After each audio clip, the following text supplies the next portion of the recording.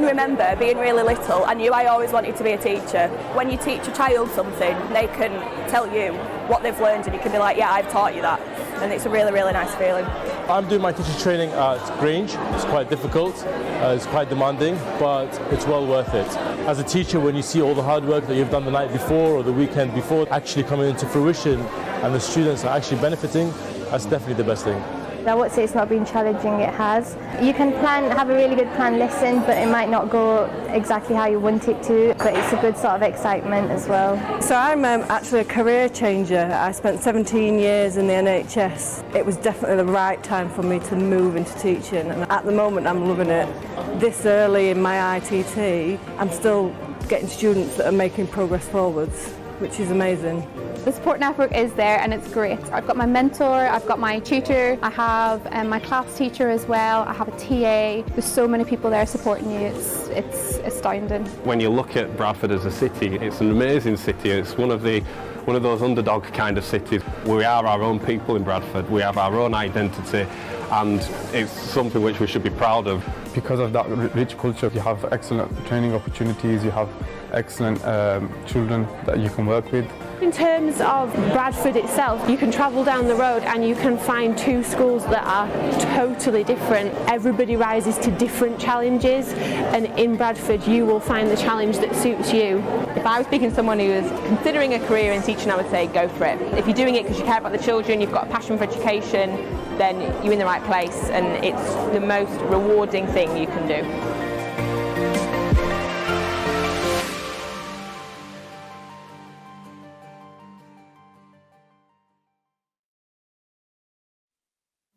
Good morning and welcome to our second annual Trainee Teacher Conference.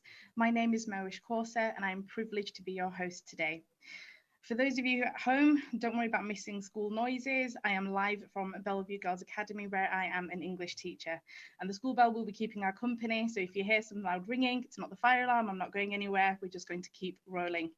We're delighted to have over 250 trainee teachers with us today, as well as mentors, coaches, and various Yoda-like figures who keep you all going throughout this time. We have a packed morning we have loads of speakers, we have a variety of workshops for you to choose from. Our speakers today come from a wide variety of organisations and perspectives. We have people from organisations that can help you get the most from our city and help you kind of understand the Bradford context, the environment, and hopefully it will help feed into your curriculums. We have people to help you develop as new practitioners, and we have leaders who've played a key role in shaping the city of Bradford and our educational contexts, who want to kind of pass the torch on as they leave and you arrive. Before we go into the main business of today, I just want to let you know that we will be tweeting, so please do get involved and live tweet the event. We are at Bradford Teaching, it's a capital B and a capital T. Please do find us and live tweet as we go. We really want your feedback and understand how and see how your workshops are going and what you're enjoying and what you're loving. Before we get straight into our first speaker, let's start with our poll. So if you get ready to get joined in with us, we're going to give you a cheeky little quiz all about kind of Bradford and our context. So that should be coming up on our screens in a moment. We should have our first question. We're ready to roll for Bradford. It should say, what's the population of Bradford?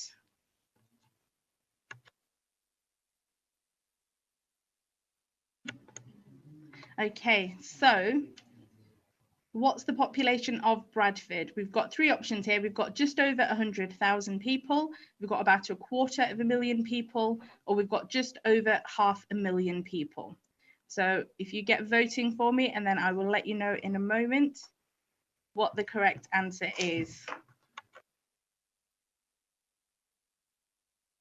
Just those options again for you. It's just over 100,000 people, about 250,000 people, or just over 500,000 people.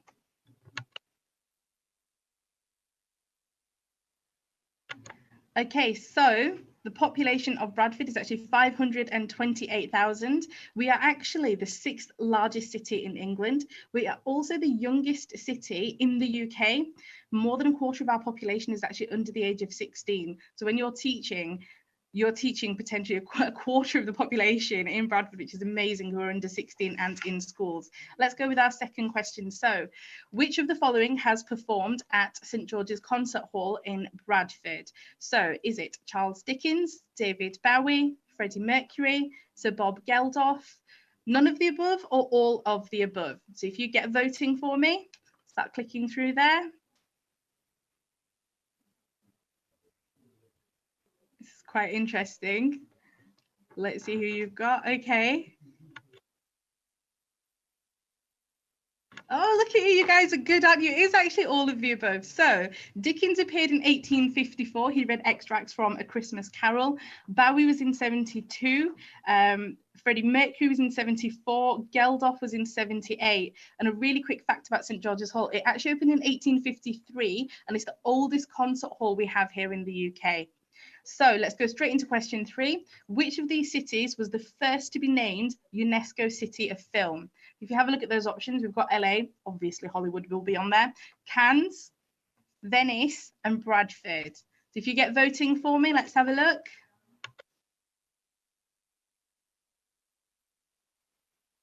Oh, you're good, aren't you? 92% Bradford. Of course. So we were actually recognised as UNESCO's very first city of film in 2009. We're home to the National Science and Media Museum as well, the very first of its kind when it opened. And we're actually very lucky to have representatives from there running a workshop for us today. So if that's something that interests you, make sure you don't miss that workshop.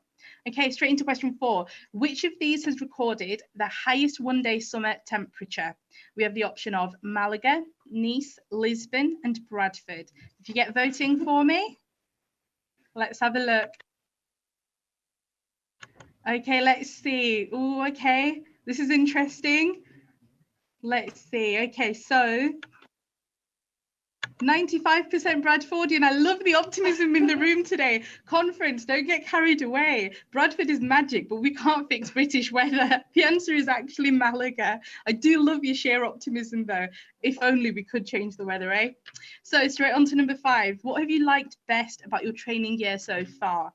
So we've got some options. We've got working with children and young people. We've got working with my mentor and my placement school. So start polling for me. Let's have a nosy. Let's see what you go for. Okay, let's see. Is it the young people or is it your mentors? It's a bit of a battle here. Is it the whole school?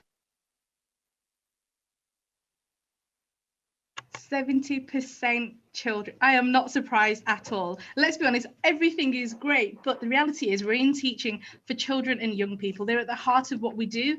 And if we're really honest, they're our why, they're our purpose and our reason. Thank you so much for engaging with that. We wanted a combination of fact and opinion and fun to start your day off. Before I introduce our first speaker today, I'm just going to talk you quickly through the platform that we're using, and then just make sure that you're comfortable with everything and a little quick overview of our agenda. So the last year has seen a massive shift in education towards digitalization. We have tried to keep everything really clear and simple for you. This webpage will be our main stage, as it were. You can communicate with me and the team here via the Q&A to the right of your screen. This will become vital during the Q&A following speakers on stage, so please make sure you utilize that at the appropriate times. When the time comes for workshops, you should be able to see workshop buttons just underneath the screen, just directly below me. And then underneath that, we're actually keeping the agenda running so you can keep track of where you are throughout the day as well. If you ever get lost, don't worry, just come back to this main web page. We'll be still sat here. If you need any technical support, there'll be a technical support button on the bottom right hand side of your screen, and you can live chat with somebody who can help you as well. Okay, so really quickly, just for our agenda, we're going to start with Anne-Marie Canning today. We're going to then lead on to our second speaker, Mark Miller. Then we are going to show you a very short clip of a video. We've got our workshops. Now, our workshops are running between 10:25 and about 11:40. Then when you're going to return back to the main stage, we've got Leah Wooldridge joining us, and we're going to close with David Horn today. And then finally, you'll just come back to me. I'll say our thank yous, we'll wish you the best, and then we'll have a final little video to see you out with as well. So hopefully that should be everything for the day. Let's start with our first speaker of the day. I first met Anne-Marie Canning this time last year, I think, and I was completely inspired by her candour, her intelligence, and her strategic vision for change for our city more than anything. I'm not going to say too much because I think Anne-Marie is a force of nature and that you need to hear from her directly. Anne-Marie will speak for around 20 minutes. We'll have the opportunity for questions, thoughts and reflections immediately after. That's when that Q&A button will become important. Make sure you have a pen and paper handy. There is so much to learn. I'm going to stop that there and I will leave you with Anne-Marie Canning. Hello everyone, and thank you for having me speak to you today. My name is Anne-Marie Canning and I am the independent chair of the Bradford Opportunity Area. I'm delighted to be with you today at such a pivotal moment in your teaching careers. My role in Bradford is a voluntary role for the Department for Education, and my day job is as chief exec of the Brilliant Club. We're a charity that helps young people from less advantaged backgrounds make it to highly selective universities. Today, I'm going to be talking to you a little bit about the social mobility and education picture in the beautiful city of Bradford. I'm going to talk about the work of the Opportunity Area, why we exist and what we're doing to improve the life chances of young people in the city, and also the role that you can play in helping to create a better future for young people in Bradford. I've been given a very daunting title, which is Prepare to Change Lives. But hopefully through my presentation, you can see the incredibly valuable contribution teachers make to young people's life chances and sense of what they might be able to achieve in the future. So I wanted to begin by sharing a little bit of my own story, because for me, education was the thing that made the difference. I have to begin by admitting that I'm not a Bradfordian. This is a Doncaster accent that you can hear. And in this photo on the left-hand side of your screens, I'm in my mum's arms. I grew up in a pit village just outside of Doncaster. I've always looked after my mum, who is disabled, and I went to a school where only 11% of kids were getting 5 A-star to C GCSEs. It was a school that was in special measures. And to be honest, things weren't looking very bright in terms of the opportunities that would be afforded to me. But everything sort of started to change because I was given the opportunity to participate in a number of sort of outreach activities, additional opportunities at school. I had a teacher in particular who helped me to access university summer schools, and that opened up this whole world of higher education. From there, I went to take a degree at the University of York. I've got one from Birkbeck as well, and higher education accelerated my life story really, and not only helped me, but helped my family and my community around me. I went on to build a career in universities, most recently at King's College London and the University of Oxford. And I've always worked really opening up the sorts of opportunities I've had to the next generation of young people. I show this photo on the right, and I'm wearing a ridiculous outfit because I'm at Buckingham Palace and I'm picking up an MBE for services to education. And the reason I show these photos is not to brag, but to show you the distance travelled and the power of education to help that journey take place. But I also show you these two photos because the distance travelled between them is increasingly rare in British society. I think we have a crisis in social mobility terms. We can see our society is becoming increasingly concrete. It's more and more difficult to make the most of their talents. And it's not just my opinion. This is underpinned by a whole range of data sets. In fact, if you look at the OECD data, the UK is the lowest country in the OECD for life chances and social mobility. So that's my story, and it's part of my motivation as to why I wanted to be involved with the Bradford Opportunity Area. I've been working in Bradford now for nearly 5 years, and I love Bradford just as much as you do, I imagine. It's a beautiful city, it's a bold place, it's the UK's youngest city, and it's a place where if we don't get social mobility right, it really is going to matter. We have oodles and oodles of young people in the city who deserve the opportunity to make the most of themselves. And we know that there are really two factors in creating great lives in the UK today. One, the shot at getting a decent education, and two, a shot at getting a decent job afterwards. And so I'm here to say that we can create a different Bradford in terms of educational opportunity. And these are some of the people and places I've been over the past 5 years. And I know that there's energy and enthusiasm for this agenda across the city. Now, the reason Bradford is an opportunity area is because of something called the Social Mobility Index. This is essentially a data exercise undertaken by the Social Mobility Commission. We're so worried about social mobility here in the UK, and we're so poor at it that we've set up an independent commission to keep an eye on social mobility across the country. Now, this Social Mobility Index was created in 2016. It's 16 pieces of data that essentially build that picture of how likely it is that a young person will get a good education and will be able to access a decent job. And this has built a picture of social mobility cold spots and social mobility hotspots across the country. You can see that some areas of the UK, London and the South East in particular, are very hot indeed. In fact, if you are born to a non-wealthy family, it's much better to be born in some of these areas than potentially other parts of the country. And we can see that in Yorkshire and the Humber, we don't have any social mobility hotspots at all. And that makes me so angry for young people, not just in Bradford, but more broadly in the region. I think our kids deserve better. And so the opportunity areas are part of the infrastructure responding to that challenge. In fact, Bradford ranks 47th from bottom in terms of these multiple areas that you can see on the screen right now. And so we've got a job to really turn things around in the city and to build an ecosystem of opportunity for young people. The other opportunity areas, they're places like, we've obviously got Bradford, but there's also places like Blackpool, Hastings, but maybe places you wouldn't even think of, Cambridge and the Fenlands, for example, and West Somerset too. And so these 12 opportunity areas are really taking a place-based approach to improving life chances. But Bradford is the biggest by far. Of all the 12 opportunity areas, we have a quarter of the pupil population living in Bradford. And that's why it's so important that we get this right in the city. So I've talked a little bit about why Bradford. It is a place where educationally we have some distance to travel in terms of improving our education system, and that's going to be a team effort. We know that we have around 25,000 pupils in requires improvement or inadequate schools as rated by Ofsted, but perhaps more fundamentally and more importantly, we know that young people in Bradford, when we look at national test scores, we're behind in every single key stage, in every single subject.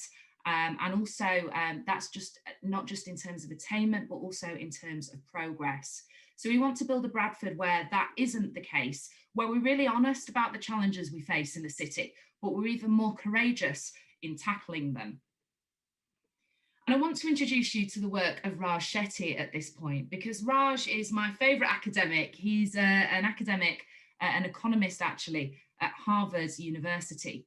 Because in the world of social mobility, when I tell you sort of the picture in Bradford or some of the data on social mobility across the UK, it can be easy to be daunted by the scale of the challenge. You can sort of think, wow, this is going to be a real uphill struggle. But actually, Raj's work is hugely inspiring. So I'll tell you a few things about Raj Shetty. The first thing is he managed to convince the US government to give him the tax records of all Americans on the tax record system. And he built this incredibly detailed, data-driven sort of picture of social mobility and life chances across the country. He has a very compelling idea of lost Einsteins. He challenges us to think about all the amazing inventions and innovations that we've missed out on because we're not creating socially mobile societies. He also proved that if you got social mobility right, you would quadruple the productivity of a country like the US. So Raj makes a very optimistic case for unlocking people's potential and improving society around us. But actually, Raj has done some very interesting work on the role of communities and the role of places.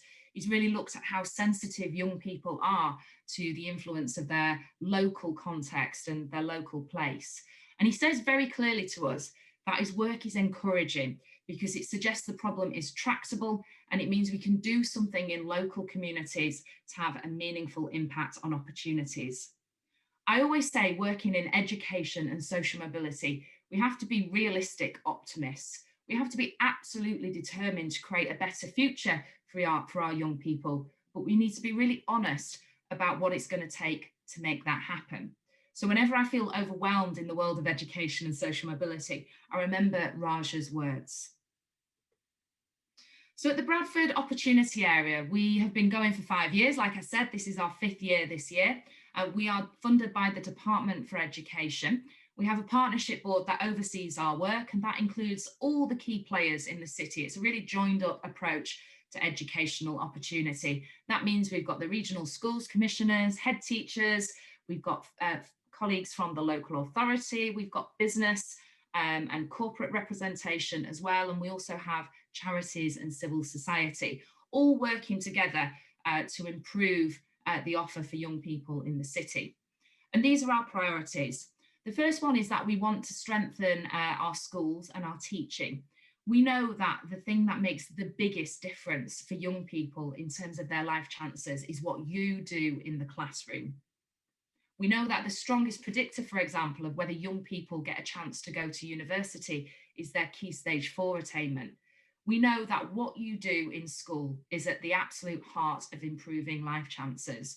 And so our number one priority has been supporting schools to go on improvement journeys, improving the quality of leadership across Bradford by sharing best practice, and then also by enhancing what happens in the classroom through offering teaching masterclasses, and also ensuring that we're attracting the best teachers to Bradford and that you're staying with us in the city. Our second priority was around improving literacy with parents. Actually, this piece of work has concluded, and we've had some really interesting projects as a part of it, really bringing parents along as allies to their children rather than seeing them as barriers to their educational progress. And so we've run a number of projects, one of which I'll talk about later on, really empowering parents in local communities to get reading with their children, because we know kids in Bradford, reading is one of the areas we'd really like to bolster and improve. The third priority is around access to rewarding careers.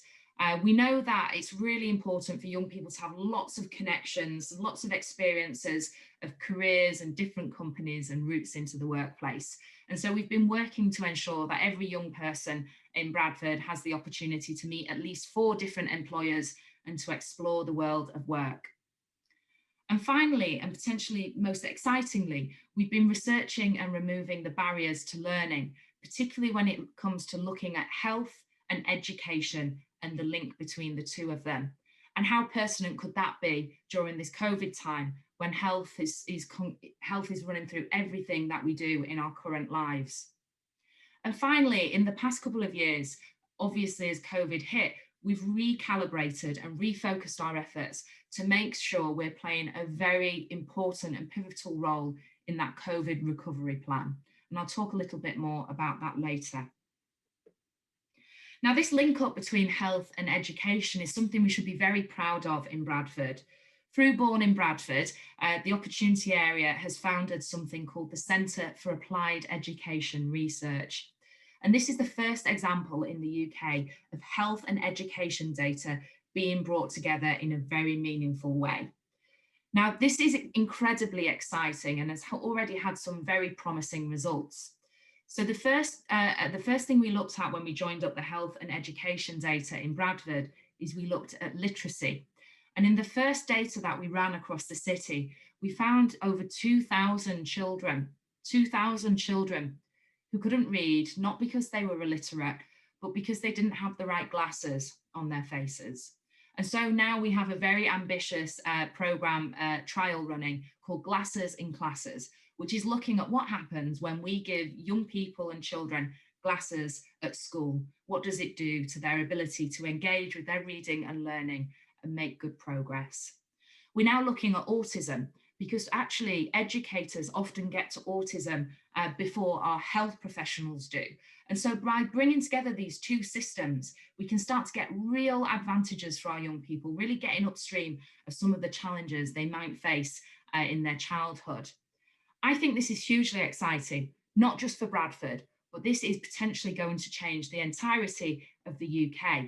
And we know that the Department for Education is already looking to roll this out across the rest of the country. Bradford is really leading the way. And by taking this joined up approach, we can really understand young people's lives. You know, children don't exist in single neat systems. They are encountering all different systems at all different points in their childhood. And by getting these systems to talk to each other, we can get some real improvements in young people's life chances. So here's Bradford really piloting and paving the way for changes across the nation. Now, COVID has hit us hard in Bradford. There's no denying that, and you know that probably better than me. We know that COVID is causing our poverty levels to rise across the city. In fact, 30% of families are reporting really struggling after the COVID lockdowns. Lots of anxiety about job security, and actually that is trickling down to our children. Vast numbers of children in Bradford report worrying about the finances of their family on a daily basis. We know that vulnerabilities are multiplying. We can see those systems like health and education interacting. And we know that 1 in 10 people in Bradford is currently skipping a meal quite regularly because of food scarcity. And we know that digital inequalities are present in the city. Lots has been said about digital inclusion and the laptops from the Department for Education. And we have to keep a really clear sight on that as we emerge from COVID. We know that for some children, access to the internet and a device is much harder to come by than for other children. And so we're mindful of this as we build a plan for emerging from this period of lockdown and creating a better Bradford for our children in the future. Like I say, at these moments, I like to return to Raja's work about how we, working together, can make a difference for children in Bradford. So if we imagine young people in Bradford, I talked about them not existing neatly within one system. We can imagine all of these influences on their lives, from schools to the health system, to their parents, to their local built environment. We know access to green space is one of the things that some of our children are struggling with in the city. And really by taking a full holistic view of a child's life, we can start to unpick some of the complexity here. I really think that we have to take a holistic view across the city. And I think that's the way we will really improve young people's experience, not just of school, but of growing up as a Bradfordian. And I like to imagine this as a sort of Battle of Hogwarts style endeavour.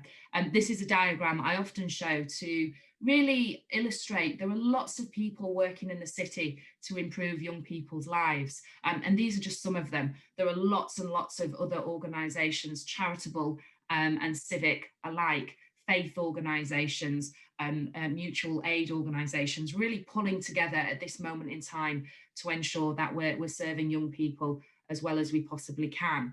And I like to imagine schools and teachers as part of this Battle of Hogwarts approach to improving life chances. We can't do it without you in the city of Bradford. You're really fundamental to writing the next chapter of children's futures in the city. Now, here's the thing. I know that Bradford has everything it needs to be a social mobility success story by 2031. When we look at that map of social mobility cold spots and social mobility hotspots, in the next 10 years, and I think it is a 10-year endeavour, this work doesn't happen quickly. We need to commit and continue over the next decade to improve young people's opportunities in the city. I'd like to see the map by 2031 becoming a social mobility hotspot, because when you look at what it takes to create a better ecosystem of opportunity for young people, you need youth. You need a diverse city, and you need people with the energy to take action to improve the city around them. And I think we've got all of those three things together. And the reason I show you this photo is because I was hugely inspired by the mums on the Ravenscliffe estate during the first 2 lockdowns. These mums had been delivering that parental engagement work around literacy that I mentioned earlier. They'd been running accessibility to books and guided reading experiences for local mums and dads. And when COVID hit, you know, all of us were worried about access to learning. We knew that lots of children didn't have the laptops or connectivity they needed to carry on with their learning. And whilst we were waiting for those laptops, which didn't get to us soon enough, the mums in Ravenscliffe, who were delivering Meals on Wheels at this point and delivering food parcels, began to deliver lessons on wheels as well. So they were picking up packs of work from their local schools and delivering them to families on their doorstep. And for me, this really shows the spirit of endeavour in Bradford. People are willing to face up to our challenges, and people are willing to take action to create a better future for our kids. And it's in our DNA, really, as a city. You may know that Bradford was the place where free school meals were invented in 1906. We've got a track record of taking action on educational inequality, a long history of that action. You can see the giant loaves of bread here, and one thing I particularly love is that both men and women are providing these free school meals in the city of Bradford, cutting 1,000 slices of bread for children so that they don't go hungry. I want us to rediscover this collective endeavour over the next few years so that when the DFE's opportunity area goes, and it will go, we don't need the Department of Education's opportunity area, because we have a plan for our children that we've written ourselves here in Bradford to make the difference that we know our kids need. Now, I wanted to end by talking about the power of a single teacher. One of the things my organisation, the Brilliant Club, does is we provide a teacher training route for folks who have PhD qualifications. So we train 100 teachers every year to go into the state sector. And as I talk to those new trainees, a little bit like I'm talking to you today, they often say to me, like, how can I make a difference in a system like this? And I think that really speaks to the beauty of teaching. You are so powerful as a teacher. You're way more powerful than someone like me or a chief executive of a company, because you have direct access to young people every single day at the moment where they need you the most. I showed you the story of my own educational journey, those two pictures and the distance travelled between them. Although I showed you a picture of my mum, there was also someone else who was very pivotal in making that journey possible, and that was my English teacher, Mrs. Ward.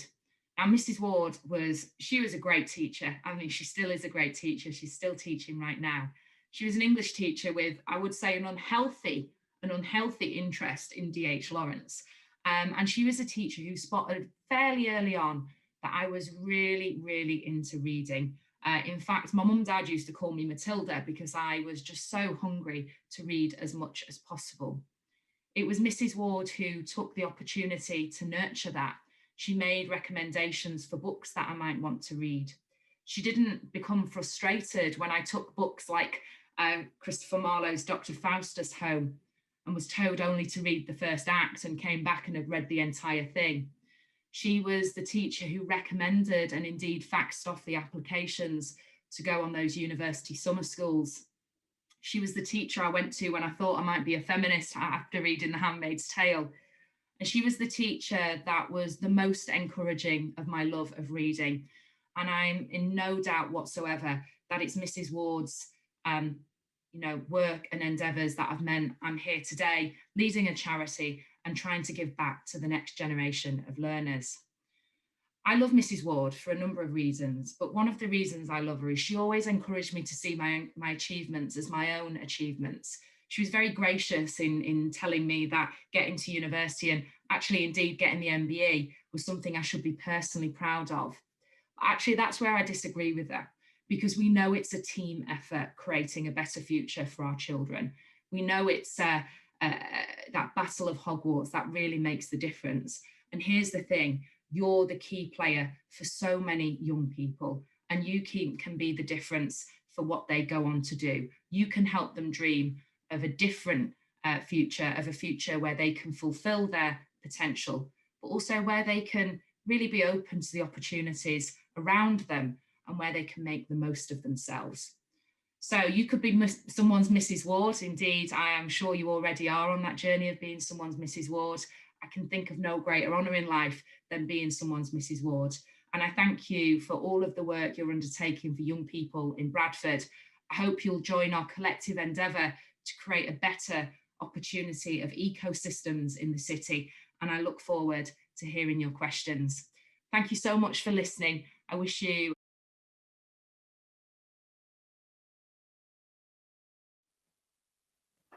Wow, That was incredible. Anne-Marie Canning, thank you so much for joining us live. That was incredible. I imagine there's going to be so many questions. We've actually already had one coming through. Can I just remind everybody, to the right-hand side of your screen, there is the Q&A. Please utilise it freely. Anne-Marie, how are you? I'm grand. Hello, everyone. I'm calling in from the 17th floor of Millbank Tower in London. It's very sunny here. I hope it's sunny in Bradford.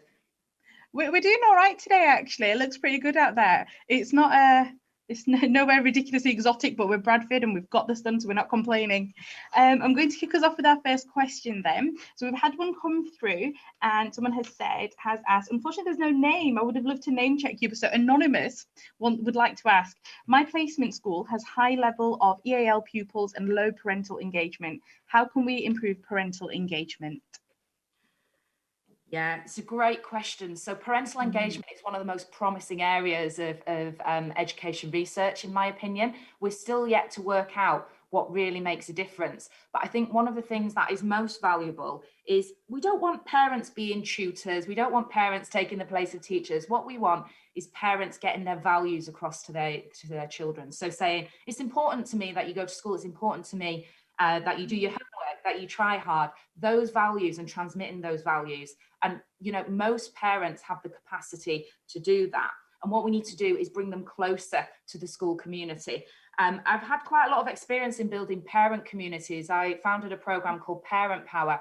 And actually, we ran one group, which was a very sort of diverse group, but we then started to run groups that were quite specific to local communities in Lambeth in South London. So, for example, we ran a Portuguese and a Spanish-speaking group for the local Latin American community. And so I think, you know, working within the language, the first language in the home, is really important.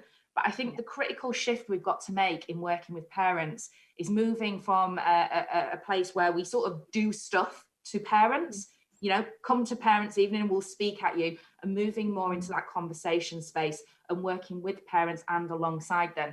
Because listen, parents have their kids for many, many more hours than we have them in school. So if they're our allies in delivering a great education, everything becomes more possible. And for many people on the call who've had a good experience of education, mum and dad have been able to get on side with that and have been provided with an opportunity to support you. So, you know, think creatively, think about how you can get close to that community and how you can get into conversation with them. Thank you so much for that insight. We're flooding in, actually. All of a sudden, I think everybody's woken up. Anne-Marie, look what you've done. This is quite an important one, I think. Oh gosh, right. How do I choose? So the first one we've got says, change takes a long time. How do you keep going? Oh my gosh, I love that question. You're right. Change is a long-term project in the world of education and life chances. And so that's why I talked about a 10-year view. So one, I like to have a big super narrative that I'm working towards, and every small step we take towards that, I find quite motivating. I think it's really important to celebrate those milestones and those wins that we have. And for me, you know, data tells one story, but actually, you know, being with young people, hearing their own journeys, that individual impact, you need to stay connected with that, because that's what keeps us human at the end of the day. So if I only ever looked at the dashboards of what's happening educationally in Bradford, it would be easy, you know, to sort of lose that connection. So stay connected, keep your feet on the ground, your head in the clouds, I always say. So dream big, but make sure you're rooted in reality. And if you're really interested in sort of making change, look at different methods for making change. You know, it might be that you look at community organising. That's the thing that really helped me to make change, but other people have different methods. And so look at different ways that people have made change in their communities. And there's a whole range of books and recommended reading that I often tweet about that can help you to explore different ways of sort of really grappling with these difficult social change projects. What is your Twitter, actually, just so everyone can start following you? Oh gosh, I'm like some sort of social media promo person. I'm at AM Canning, and I love hearing from Bradford teachers on there. And yeah, and we've also got an opportunity area Twitter as well, which is at Bradford Op Area, if you want to follow that. That's brilliant. Thank you. Just so we know where we're going and how to reach you after this. Okay, so we've got time, I think, for one more before our next speaker. Oh, there's lots here. So. Okay, so this is interesting. So social mobility can often have the downside of creating a brain drain away from areas with fewer opportunities. How is the opportunity area combating this? And again, anonymous. Yes.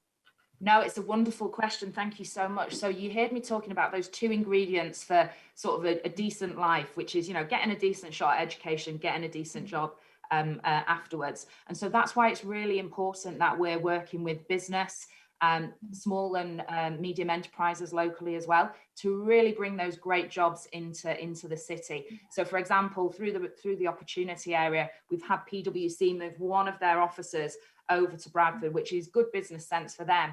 But also there's lots of graduates brimming with potential, lots of apprenticeships available through that PwC office. But we need more good employers, more good jobs in the city. But also we do need to just think about how transport plays into that as well.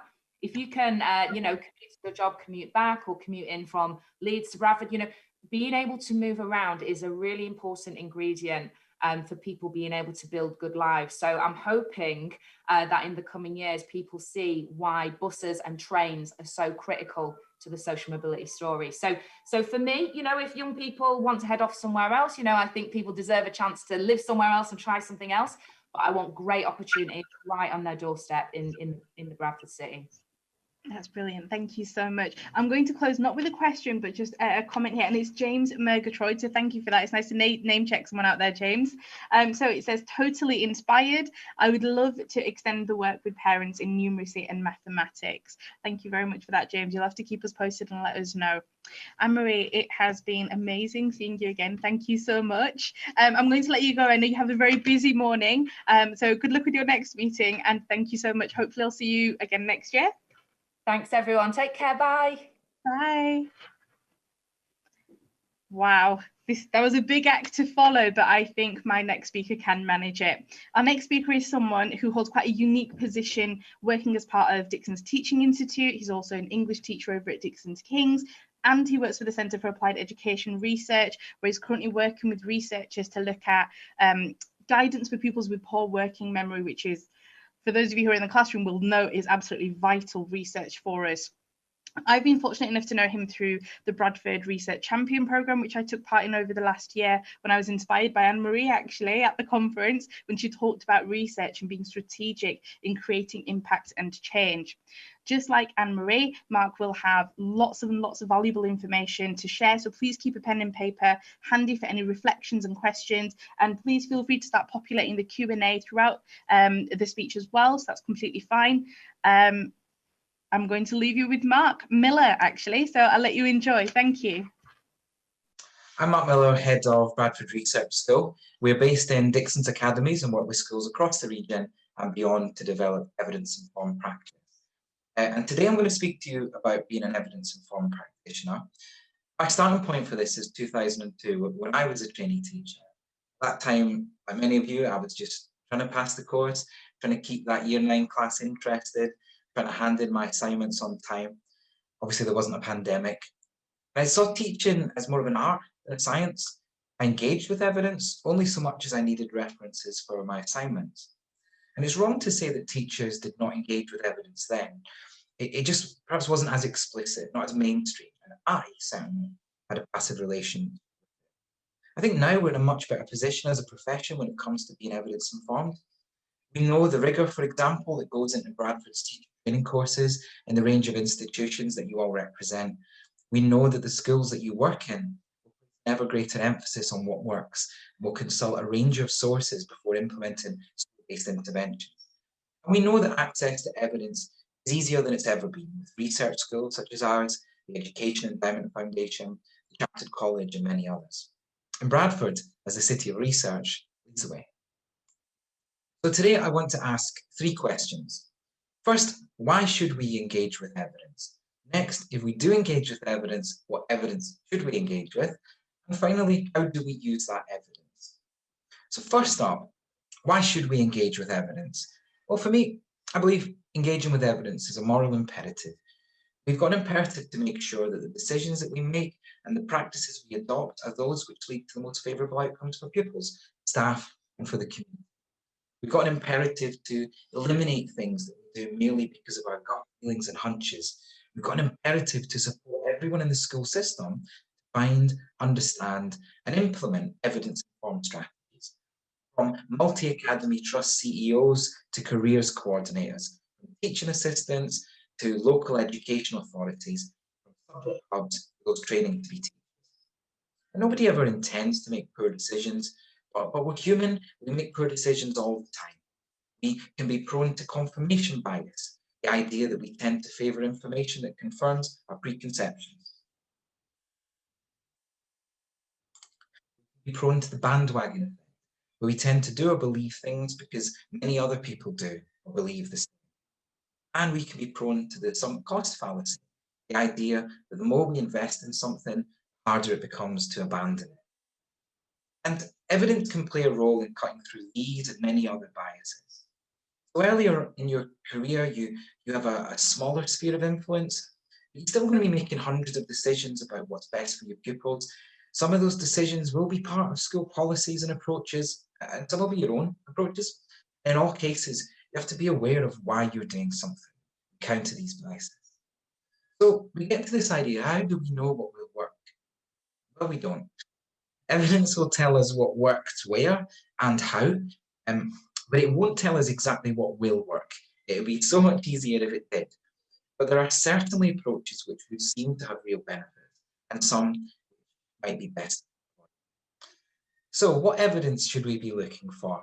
Well, evidence comes in a range of forms. No one piece of evidence can tell us everything, but every piece will tell us something. The gold standard would be randomized controlled trials, commonly used in medicine. They tell us how a particular intervention worked in a particular set of circumstances relative to a control group, and we can generalize somewhat from the most robust of these. Meta-analysis approach aggregates studies to come to a conclusion about the body of evidence as a whole. And evidence is more than just research.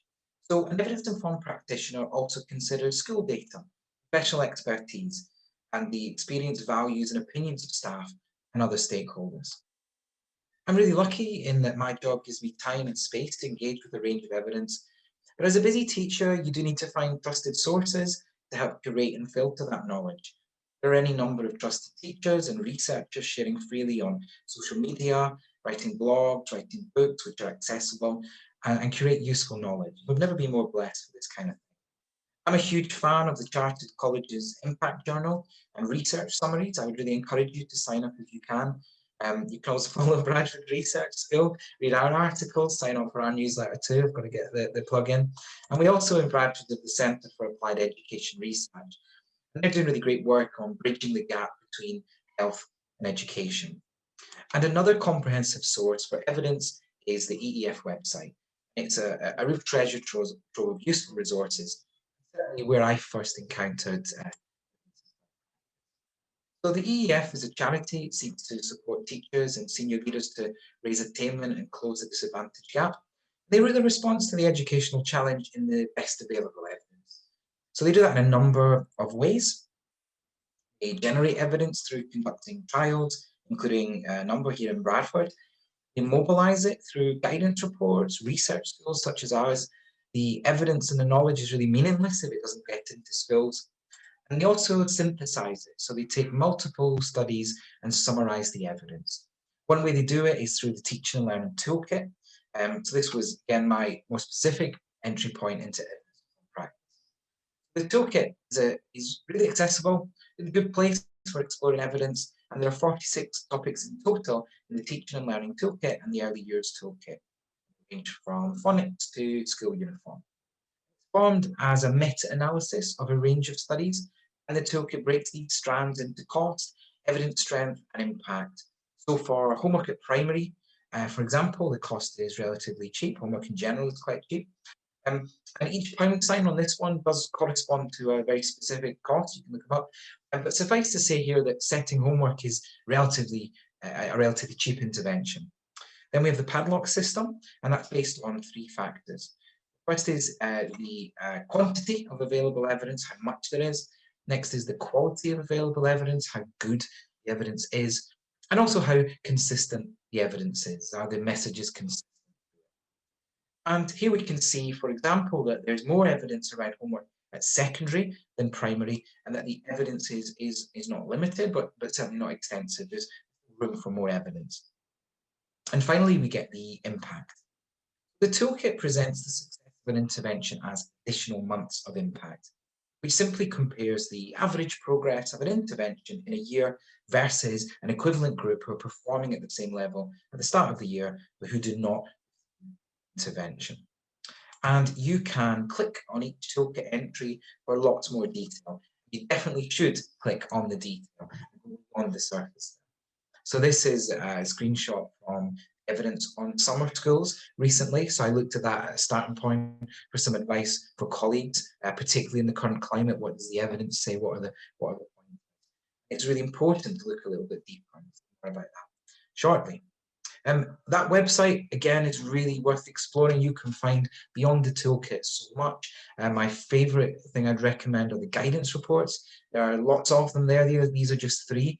And the guidance reports are designed to mobilise the evidence into practical recommendations.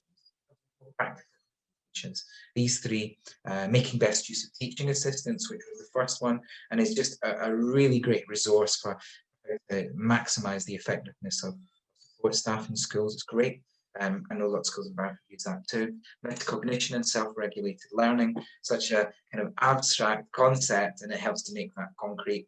And there are the literacy guidance reports run the gamut from early years to secondary literacy. There'll always be literacy reports, and there's so much more. Ones on behaviour, ones on parental engagement, ones on mathematics, science, you name it, it's probably there. The next one's on feedback. I'm really looking forward to that, because obviously feedback is such an important part of what we do as teachers, but the evidence has so far been fairly limited on that. So we'll look forward to that in this year. So we get to that question about how do we use this evidence? How do you go about using that evidence to inform your practice?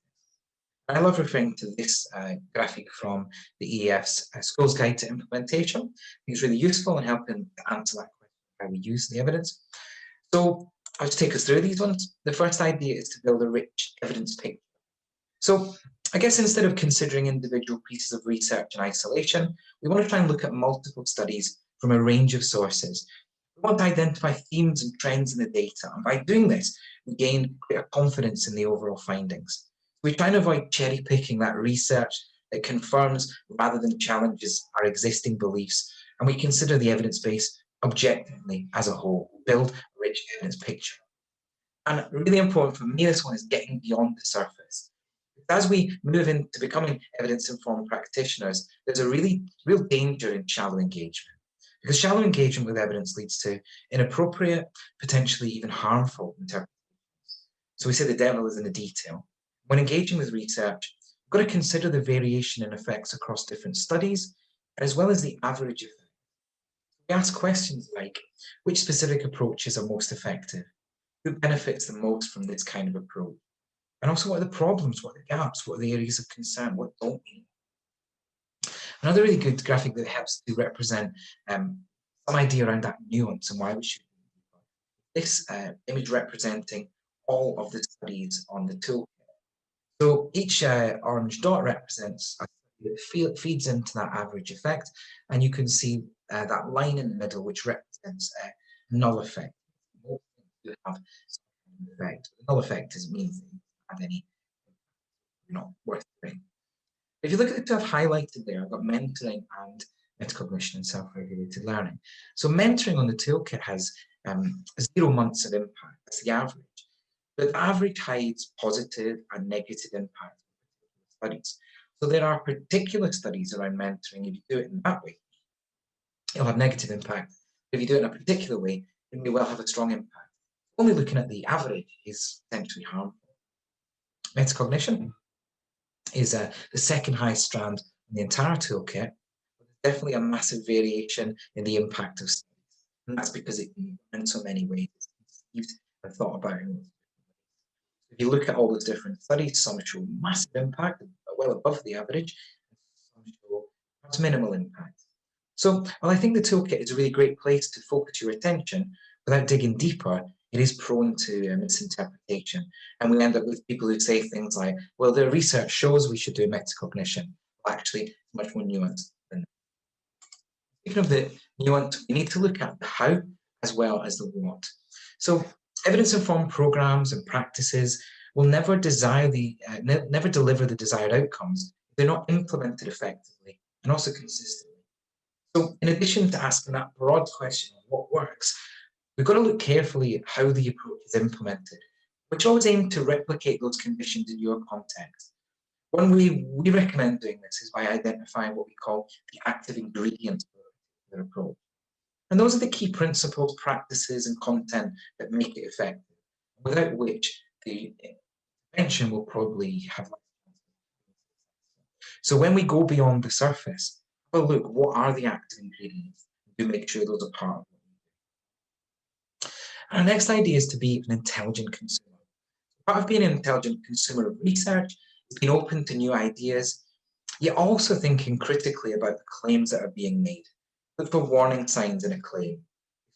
It's got huge impacts. Well, rather than accept it questioningly, ask how we know that. Be willing to challenge your own preconceptions and biases, as well as any external claims. Just generally ask questions. Don't always be cynical, but certainly don't be naive either. And the final part, and I think this is really, really important, we talk a lot about evidence, but actually it's really important that we integrate the research evidence with professional judgment. I've sometimes heard evidence-informed practice being described as integrating professional expertise with external evidence from research. It's really important to remember that there is a lot of experiential knowledge that will never be captured by research. And therefore, an absence of evidence certainly doesn't mean an absence of effectiveness. Evidence informs, but can never replace the expertise of the teacher. It tells us what did work, not what will work, and it gives us the best bets, not sure things. We need the expertise to let it inform our practice, so we can apply to our context, to our pupils, and to our own setting. And finally, being evidence-informed will not lead to any quick fixes. And if we're looking for that, then we're looking in the wrong place. Being evidence-informed means making better decisions, allocating resources better, getting staff better, using time better. Being evidence-informed means stopping things, doing fewer things better.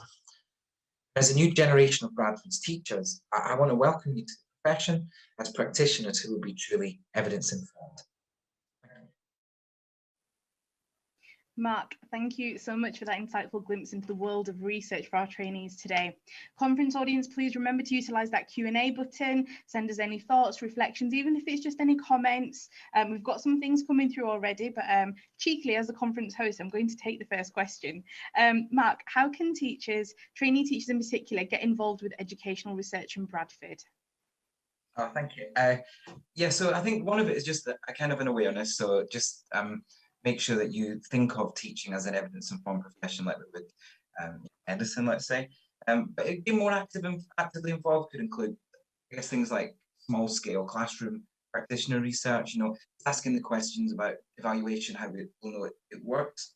There's organisations, Anne-Marie mentioned CARE, I also mentioned CARE, Born in Bradford, even the EEF, they need teachers to be involved in their trials and their studies, partly just to discuss with them, but also to implement them in schools. And I think increasingly what we see as almost as a kind of a career pathway, I guess, as well, this idea of a research lead within a school. Because, like you said earlier, positions like this are more of a recent thing, and you're a research champion as well. So there's things like this that schools are really, they understand that research is not this extra thing, it's part of it. And I think increasingly you'll see roles like that in schools to involve with, I think. Thank you. And we've got another question coming through, but it says anonymous, and it actually just says, what is the site called, please? Now that came through at 10:06. So could you just confirm what EEF stands for us? Okay, so the EEF stands for Education Endowment Foundation, and the website would be educationendowmentfoundation.org, and you'll be able to see everything there. But if you just type in EEF, I'm fairly sure it'll be one of the first ones that come up. Don't test for that, but yeah. So the Education Endowment Foundation is the website, and the research school, if you follow us, but you get all the links anyway. And actually, Bradford Research School website is actually quite good for a place to look for other places as well, isn't it? With lots of research on there as well. And Born in Bradford, I think you mentioned as well. So there's the CARE website, and CARE is Centre for Applied Education Research. It's kind of, they have lots of things working, and a lot of it aims to bridge that gap that Anne-Marie mentioned, health and education. So, this idea that something as simple as wearing glasses is the one we always come to. But they also got lots of work around autism, you said working memory, things like fine motor skills as well, things that we don't necessarily see as having this academic outcome, if you like, but they're really, really important for our schools. So yeah, you can definitely get involved with them and have a look at their website, which is aer.org. Thank you very much. Okay, so we've got a question coming through from Mohammed Sajid. So thank you so much, Mohammed, for sending something through. It says, how important are our own instincts and reflections on what works and doesn't work in the local context? Yeah, I think that's really good, and I think we've got to always be really, really careful because the evidence picture changes. We've always got to be aware of those biases and things. So we would never say that it's the solution. I think you're absolutely right. Professional expertise. There's loads of things that are our gut instincts, and those are often correct based on our experience, and also that idea of local context. And it's that thing about we can say some things that did work in certain contexts, and we have to look at how do they work in ours, and they may not work in ours, but we may have to adjust them. So it's not as if we go to every moment in our school day, we Google the evidence and we do exactly that. It's that combination of being informed rather than based, if you like. Everything we do is informed by the evidence rather than only dictated by the evidence. That's a good question. I like that. So a synthesis of the two. I think so. And again, if we could say that, if we could actually say this is exactly what to do in a way that we can say with some things, maybe in medicine, and there are some things that we definitely say are better options to do. You're probably going to do well if you do this, and you probably shouldn't do that. But there's a lot of things around what happens in classrooms, school organizational structures as well. There's less evidence around that kind of stuff. So a lot of that is around our own judgments. That's brilliant, thank you. And James Murgatroyd again, thank you so much, James. James is asking, as a maths teacher, I have found that numeracy is the poor relation of literacy in terms of focus. Are there any opportunities to contribute / change this? Okay, right. So I think, yeah, I mean, probably I think you're correct on that. I'm a secondary English teacher, so I'm less confident talking about all the maths evidence. I know that the EEF, back to them again, have done, there's a couple of guidance reports. Not sure your setting, but there is a Key Stage 2 and 3 guidance report, and there is an early numeracy guidance report too. And there's evidence summaries that go with them. So there's certainly there is evidence there to have a look at. In terms of generating evidence, the EEF will have calls for schools to get involved with the evidence as well. So you can definitely keep an eye out for that, but sometimes that there has to be a trial going on. There was one quite recently on same-day intervention mathematics that the EEF conducted. But it's certainly something you can get in touch, and I'll put you in the direction of colleagues in the research school about getting involved with their work. Can you just give us a heads up to us your Twitter handle, please, Mark? All right, so the research school is Brad Research SC8 and Mark Miller Teach. Mark Miller Teach, fab. Just so we know exactly where to find you as well, Mark. Thank you for that. So let's have a look at our next question. So, okay, so this is a good one. Which educational researchers should I follow on Twitter? Okay, that's a really good question. Now, I think in terms of, there's a lot of maybe general ones where you can start off.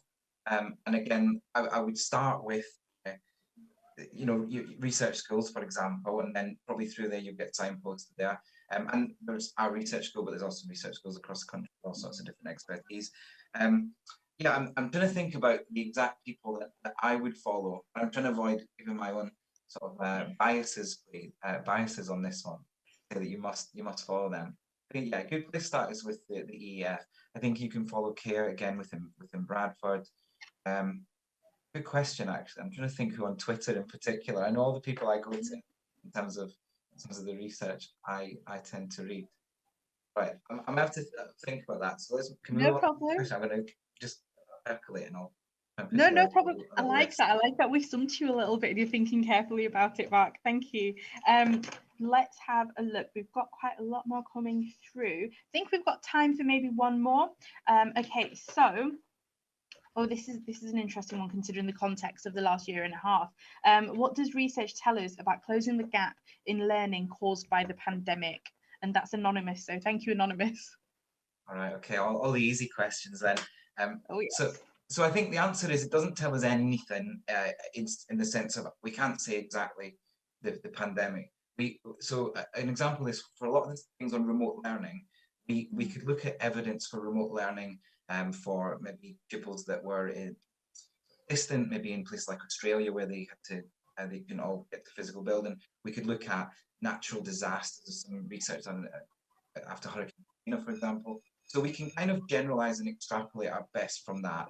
In terms of what will help us to recover from the pandemic, I do think one big part of it is to not make assumptions. So we've got to be really careful to say this is the problem before we actually know that. So we need a bit of diagnosis here, and that can be academic, but it can also be, we are seeing all sorts of other things maybe to do with again, this is my gut rather than the evidence, but to do with things like socialization. We've seen obesity, for example, and another challenge in Bradford. So we've got to be careful before we make decisions. But what we do know is a lot of the things that would have been effective before will also be the things that we should be working on. And a lot of the time it does come down to what goes on in the classroom. And the evidence would point to particular strategies for that, but it's also about targeting interventions appropriately, choosing the best evidence informed, and there's also whole school approach taken. Exactly what those are will depend on the context for your school. I don't want to give you must do extra catch up on early language or something. No. It's got to be kind of appropriate to the context. Mark Miller, thank you so much. It's been fantastic having you here today. And obviously you've been my mentor for the last year, so I know that if you reach out to Mark, he will absolutely point you in the right direction and help be that guide as well. Mark, thank you so much. Okay, we've had a fantastic start to our morning. We've had 2 excellent speakers with such insightful positions. We do have more speakers coming up later. We have Leah Wooldridge from the Ambition Institute to talk about the early career framework. We're going to have closing today for us is David Horn, Chief Executive of the Beckfoot Multi-Academy Trust. Before we do that, we're just going to break this up a little bit. We've got some messages for you from some current Bradford teachers, just a little bit of advice for you. So keep your eyes peeled for people that you might know and just enjoy.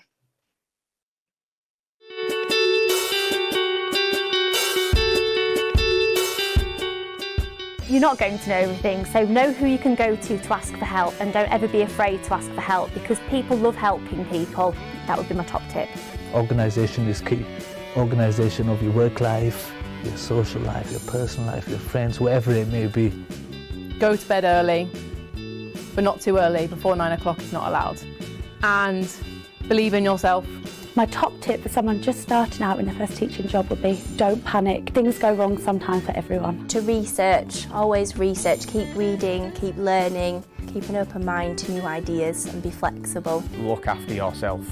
You need to be happy to be able to function and do your job. So look after yourself and you can look after the children.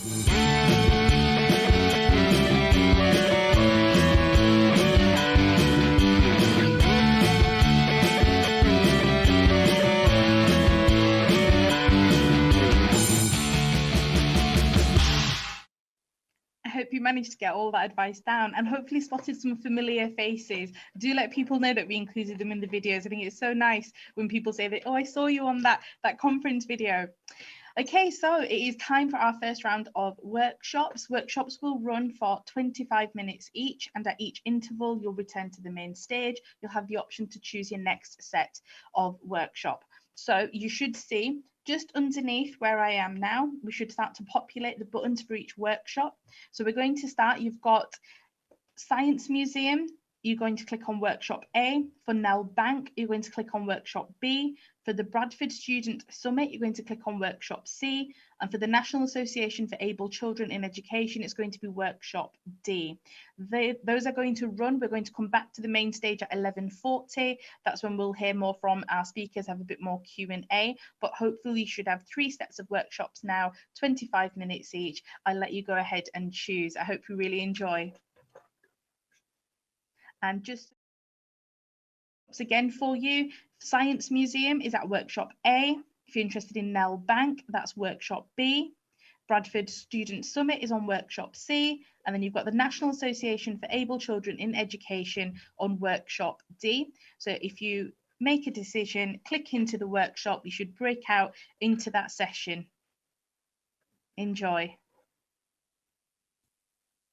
Welcome back to the main stage, everybody. Thank you so much for all your questions, your comments, your engagement. This medium only works if you get involved, and both facilitators and speakers have already conveyed how lovely and eager our audience have been. So a huge thank you to you out there.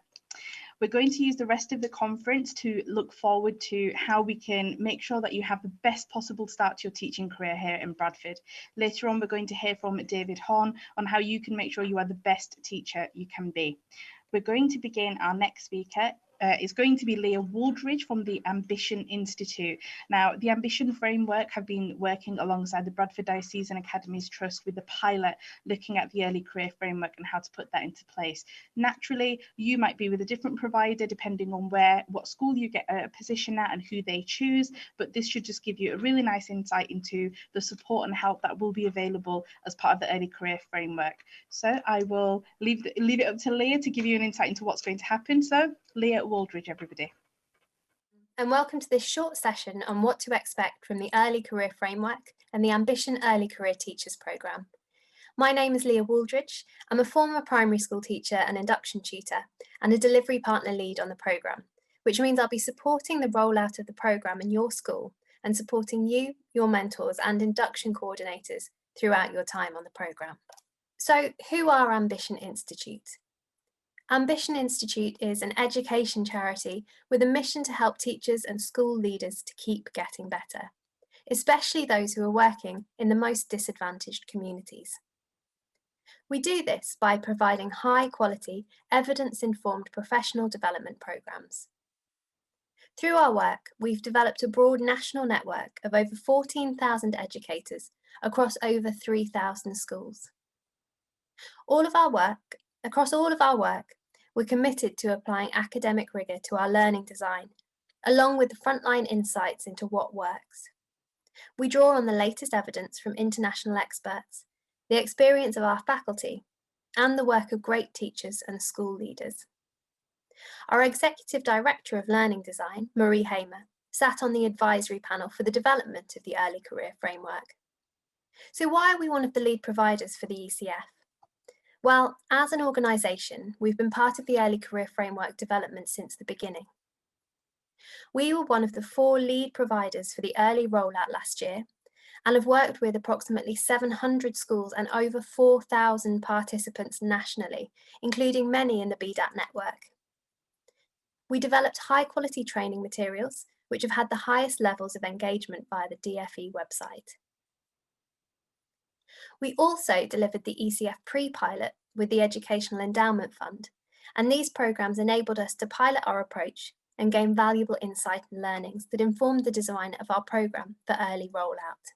So let's take a closer look at the Early Career Framework. In 2019, the DFE published its Teacher Recruitment and Retention Strategy. In it, the government commits to transforming support for early career teachers.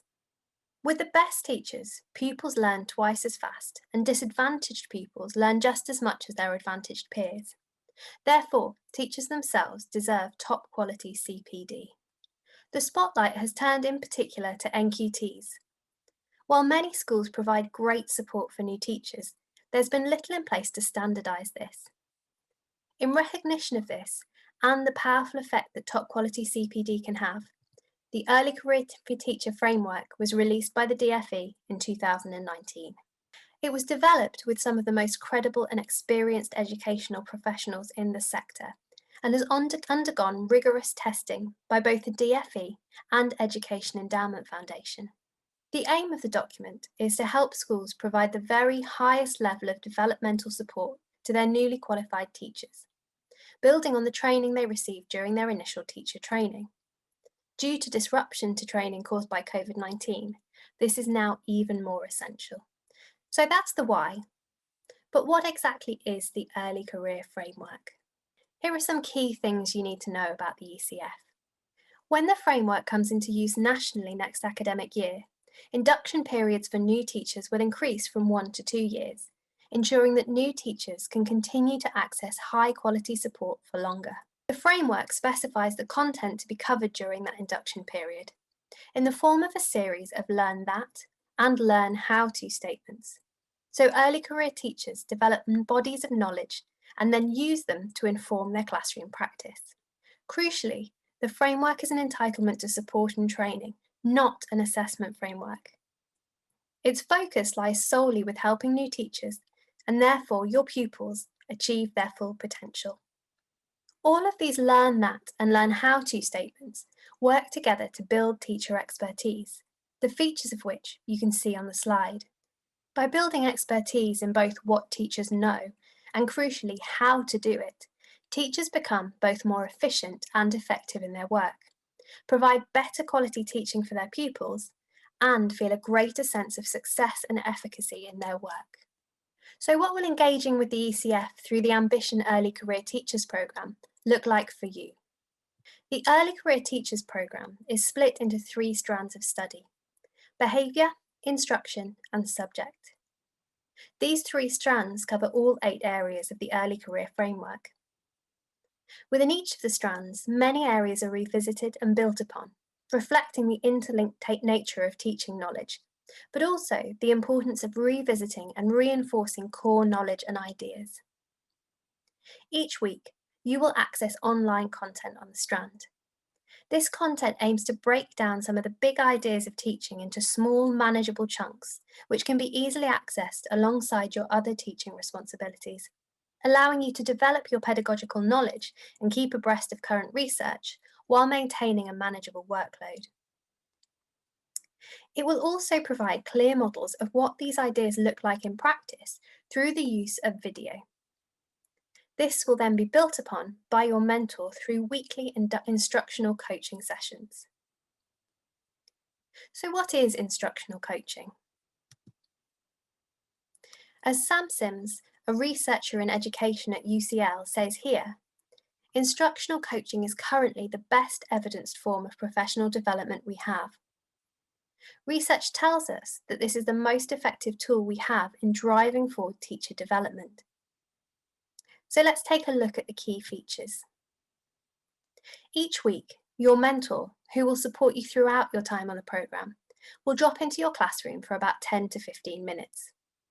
These visits are not formal observations and have no bearing on performance management. While the idea of weekly classroom visits might seem intimidating to begin with, we know from this year's participants that they quickly become a routine and highly valuable part of teacher development.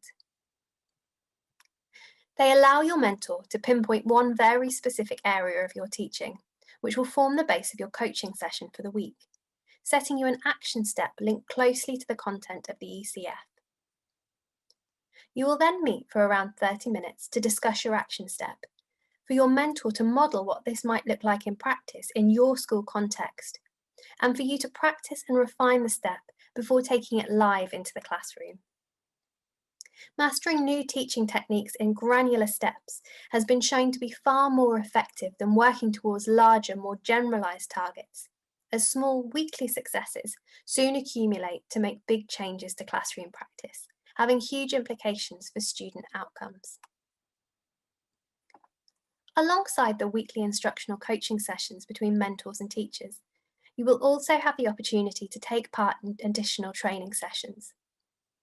Throughout the first year, you will attend an induction conference focusing on the principles of the programme and how to get started, and have 3 virtual clinics delivered by expert facilitators to consolidate and build on the weekly learning that you've been implementing with your mentor, and to allow you to build valuable networks with teachers from across your trust.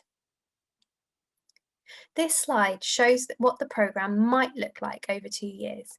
The times and dates of these clinics will be decided by BDAT to fit around your other school commitments.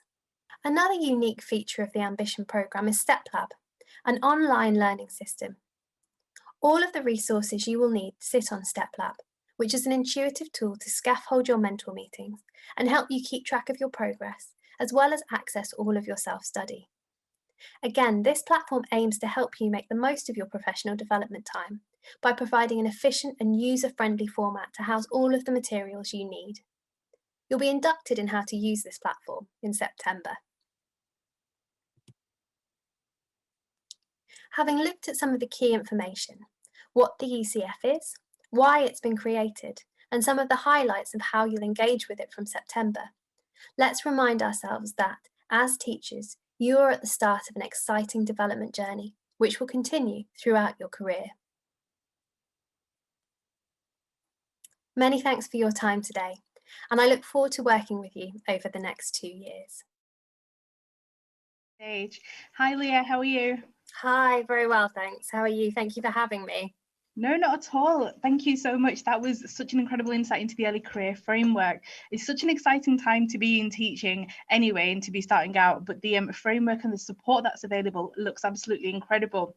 Audience, please remember we have the Q&A set up to the right-hand side. Please make sure you start sending me through, even if it's just comments, reflections. I'm sure you have lots of questions about what's going to be happening in September. I've got one come through now. So Leah, if I may, what would be your advice for trainees on how to best prepare to begin the early career framework in September? That's a really great question. I'd like to start off by just saying that your journey on the programme in September will start off with a really robust introduction. So for anyone on their ambition programme, you'll have a one-day conference which will focus on what exactly to expect over the next 2 years. And the programme is designed not to add to your workload. So please don't feel like you need to spend your summer, preparing for it. However, many of you will be curious, and that's absolutely fantastic. The first place I'd recommend that you look is the Early Career Framework itself. Just give it a Google. It's available on the DFE website, because that sets out the rationale behind it. It sets out what you're entitled to, and it also shows you exactly what you will be learning. So that will give you a really nice insight into some of the things that you'll be focusing on and the why. Once you know who your provider is through your school, I'd recommend visiting their website, because each program has its own sort of special features, and really recommend, if you are engaging, or if you know you're going to be engaging in some instructional coaching, Sam Sims, who I referenced earlier, his blog is a great place to start. Make sure it's Sam Sims with 1M, otherwise you'll be taken to I think a website about brewing. But he writes really sort of insightfully about the why of instructional coaching. Brilliant, thank you so much. I think we need just a little bit of a clarification here. Sarah Thornton, thank you Sarah for your question, has just sent through, there seems to be a reference to BDAT throughout. What if we are not working for BDAT? Absolutely. So I've referenced BDAT there because, of course, as mentioned, that's one of the groups of schools that we've worked really closely with over the last few years. We don't only work with BDAT, we'll be working with several other groups of schools in Bradford. Now, depending on the school that you'll be working for, it may be that you're working with a different provider. In any case, the early career framework will be statutory for everybody. So it's worth, once you know where you're going to be next year, maybe looking into exactly who you'll be working with. Fab, thank you for that clarification. Ariane has just sent through to us, can we do the ECF across multiple schools within the 2 years? That's a really good question, because of course you may be working on sort of slightly shorter contracts. Absolutely. So if you move schools within that 2 years, the school that you move to, it will be their responsibility to get you up and running on their programme. That 2 years of support is statutory no matter where you are teaching. Brilliant, good. Okay, so we've got another couple coming through here. So it says, are you assessed like if you were on a teacher training course, and is your mentor always a senior leader? Again, really good question. So you will still be assessed as you would have been previously during an NQT year. However, really important to flag up that the early career framework is not an assessment framework. It sits separately to that. It's designed and its purpose is to be purely developmental. So anything you work on, for example, with your mentor to do with the ECF programme, won't be assessed. It will all be separate. In terms of them being a senior leader, not necessarily. We do recommend that mentors are experienced teachers, because we really want them to be able to share their expertise with you. But it might be that the person who's best placed to work with you within your school doesn't hold that position. So not necessarily. It will be whoever your school feels is most appropriate. I'm actually a mentor this year, Leah, and I'm loving the process actually. Oh, fantastic. So I have an NQT, and then next year is year 2 for her. It's exciting, and there's so much better support available out there now, even in terms of research and evidence-informed practice. The meetings are so much smoother as a result, and I know she's definitely felt the benefit of having that support. So thank you for that, because it's been brilliant to work with. I've got a couple more questions coming through here. So this year it says, how will this work if we choose to take up a part-time job in September? Fantastic. So yeah, the program is designed, the framework is designed to accommodate you if you're working part-time. Depending on how many days you're working across a week, the program will flex to support that. So if you are working part-time, you won't be expected to complete the same amount of content or coaching as someone working full-time. You might perhaps complete sort of staggered so that it's half the amount of content in the same time. I hope that makes sense. Well, it's interesting we're talking about timelines, because we've got another question through that says, is it mandatory to complete the NQT in 2 years? Can one opt for a 1-year NQT? Is that an option? So this is where the statutory framework is changing quite dramatically. So the statutory induction period is changing from 1 year to 2 years, and that will be kind of mandatory. I think it's really important to acknowledge this isn't because you don't feel, or the DFE doesn't feel, that you're a fantastic and really sort of qualified teacher by the end of 1 year. It's a recognition that actually we deserve as professionals to keep on learning, and that actually it shouldn't be a year and then you're on your own. It should be a continuous process. I completely agree. I think I'm year 8 of being a teacher, and if anything, you don't ever really stop learning. It keeps going throughout, whether it's your pedagogy or your subject knowledge. There's always so much more to learn out there. Okay, so next one, it says, have schools already signed up to programs for September? Many have. But there are also many schools that are yet to join, and schools will have the ability to keep signing up sort of until the end of the school year. So still lots of really exciting opportunities for kind of working with different providers, for us to work with schools in many different areas. Brilliant. So that's an ongoing process as of yet, isn't it?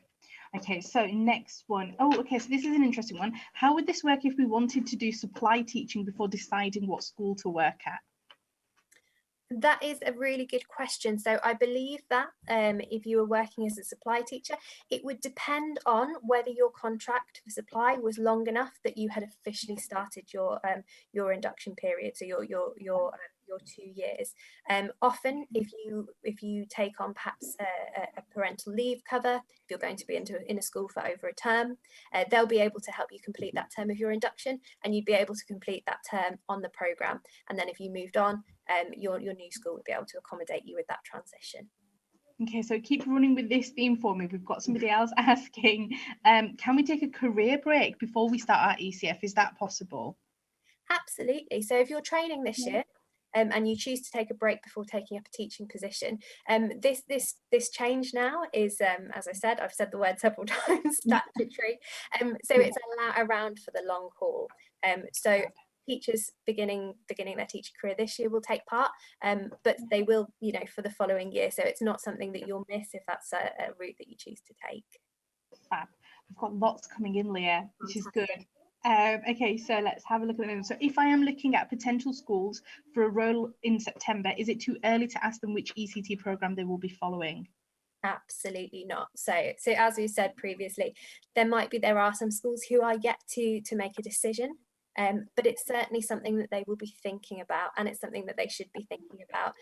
So please do ask, and make sure that you're making the right choice for yourself as well. Fab. Thank you very much. We've got lots of curiosity here about exactly what it's going to look like. So is the 2 years inclusive of the RQT year that would have happened after the NQT in the old framework? It is. So from September, we will be kind of moving away from the idea of an NQT year followed by an RQT year. We're trying to lose as many of those sort of letters as possible. Yeah. And we'll instead be thinking of teachers in the first 2 years of their career as early career teachers. So essentially going from kind of two slightly separate times periods to one lengthened period of time. To merging it. Okay, so NQT and RQT will almost become dead language, won't it? Absolutely, yeah. So we'll very much be focusing on this idea of, new teachers as early career teachers at the beginning of that ongoing kind of process of learning. We love an abbreviation in education, don't we? We do. We have our own language completely, but I'm sure all professions have this.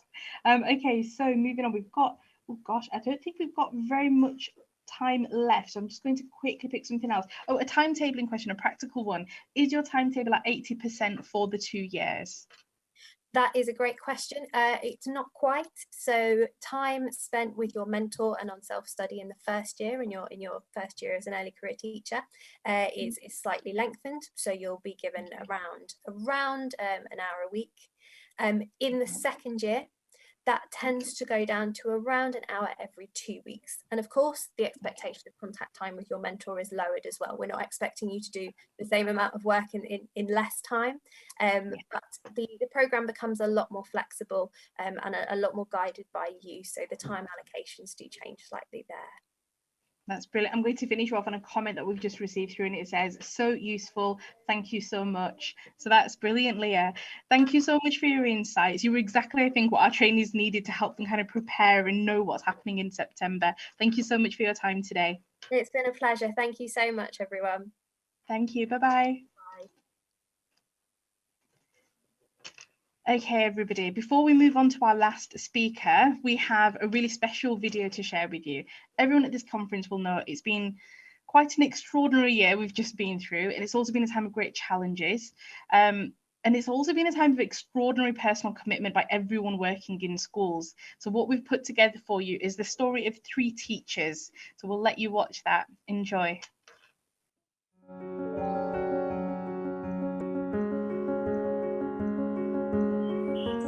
Well, it's been an interesting journey, I have to say. When it all happened, it was kind of a shock to our system in our schools in Bradford. What is that going to mean for not only us as teachers, but also the children's welfare? Your whole teaching career is based on you being in the classroom in front of children. You're used to such a structured day and so much routine that to remove that from you, it is quite challenging. I've been really, really proud of the fact that my colleagues have had creativity and energy and ambition despite how difficult this whole period's been. Part and parcel of your job as a teacher is to make sure that you are looking after the well-being of your children and by extension their families. I remember we were doing a lot of well-being calls. They were looking forward to the phone calls and parents were like, oh, they've been waiting because you usually call at this time. And that was really important for us as a duty, as teachers. But on the flip side of that, you also have to have some really difficult conversations, and this is the reality of what's going on in Bradford, and your job is to be there and support them. They've seen teachers coming to their doorstep and delivering packs, asking how they are doing. That felt like we're making a difference in areas that aren't traditionally what teachers do in classrooms, but it's what people need. I think the lockdown has really helped shed a new light on teaching. I don't think anybody would have noticed it as much before, how important these jobs were. Just seeing the little messages come back, it's been lovely. I've had a lot of conversations with families where they've turned around and said, oh, I don't know how you do it, honestly, it's so difficult. It's great to know that you're a valued part of the community. That's something that I think we should all be really proud of. This is our job and it's our duty, but at the same time, we love it. It's not just all about teaching, it's about your child's life. Ultimately, we are here to serve the community. You put in your heart and soul, but you get so much more out of it. I wouldn't say there's anything more rewarding than teaching.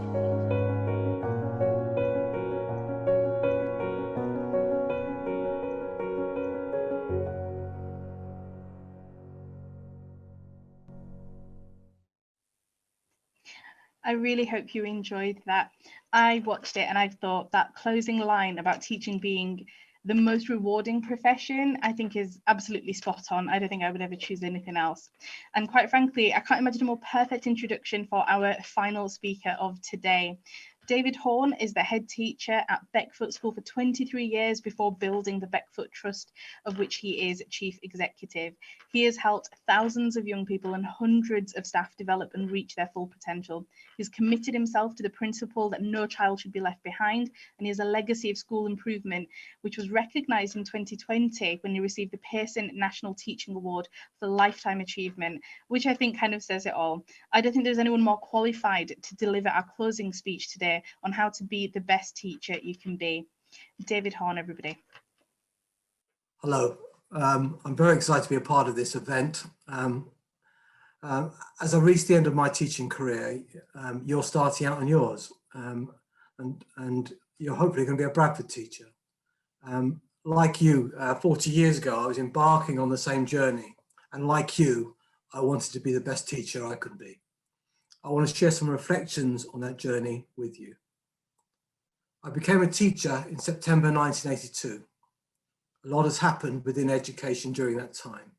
I could talk to you about key educational developments initiated by successive governments over the past 40 years, which have shaped how we teach and what young people learn.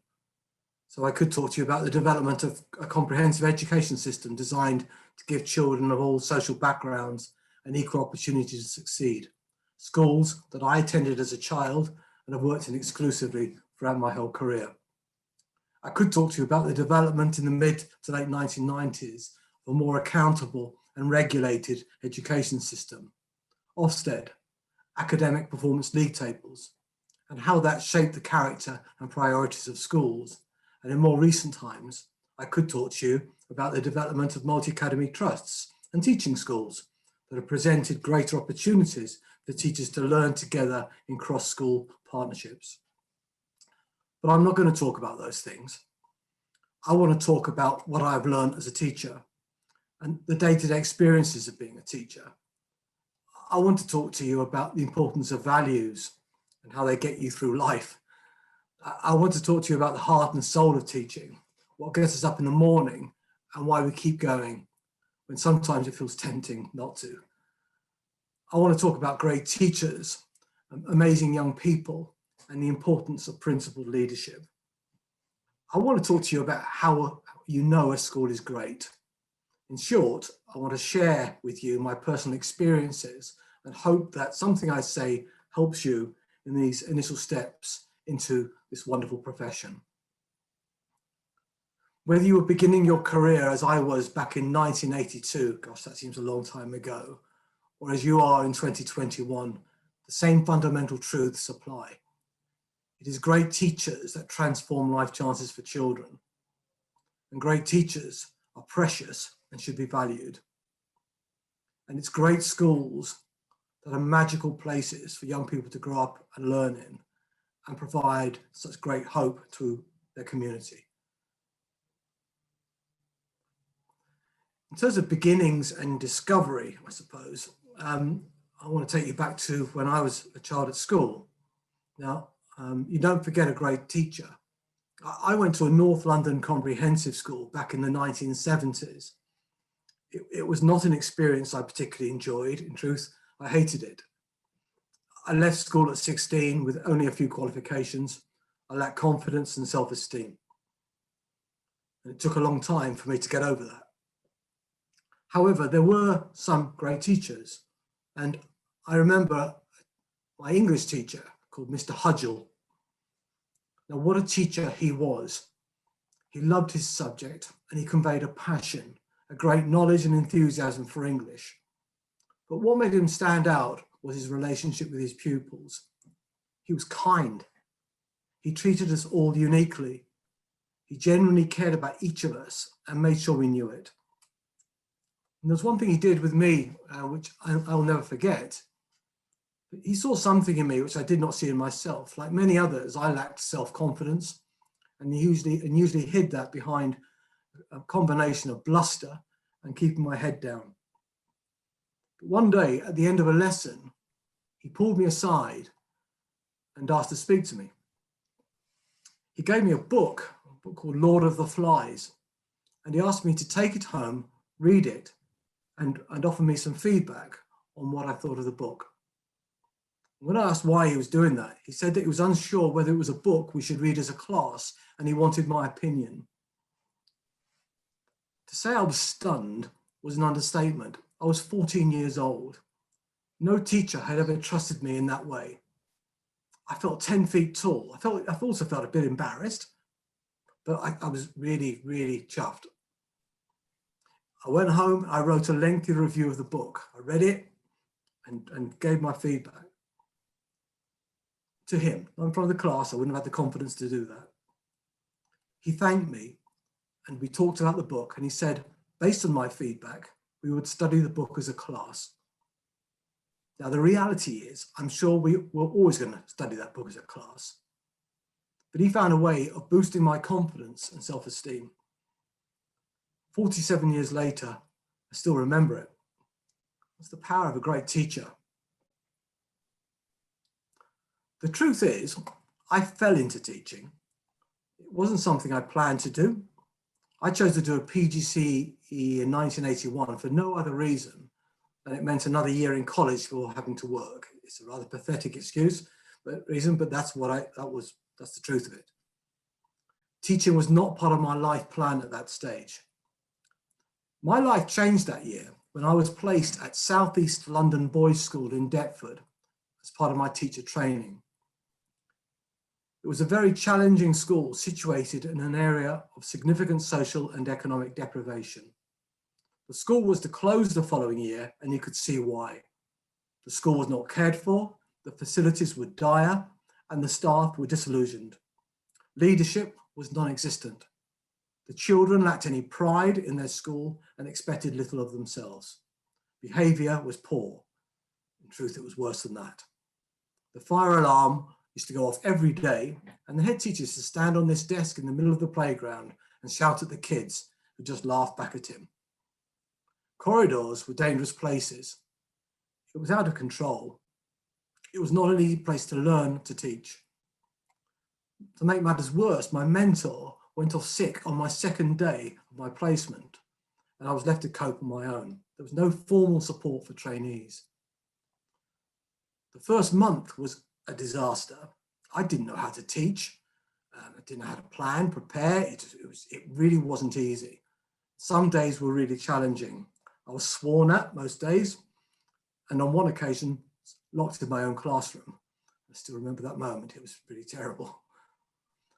I made loads of mistakes, but I stuck with it. I grew up a bit.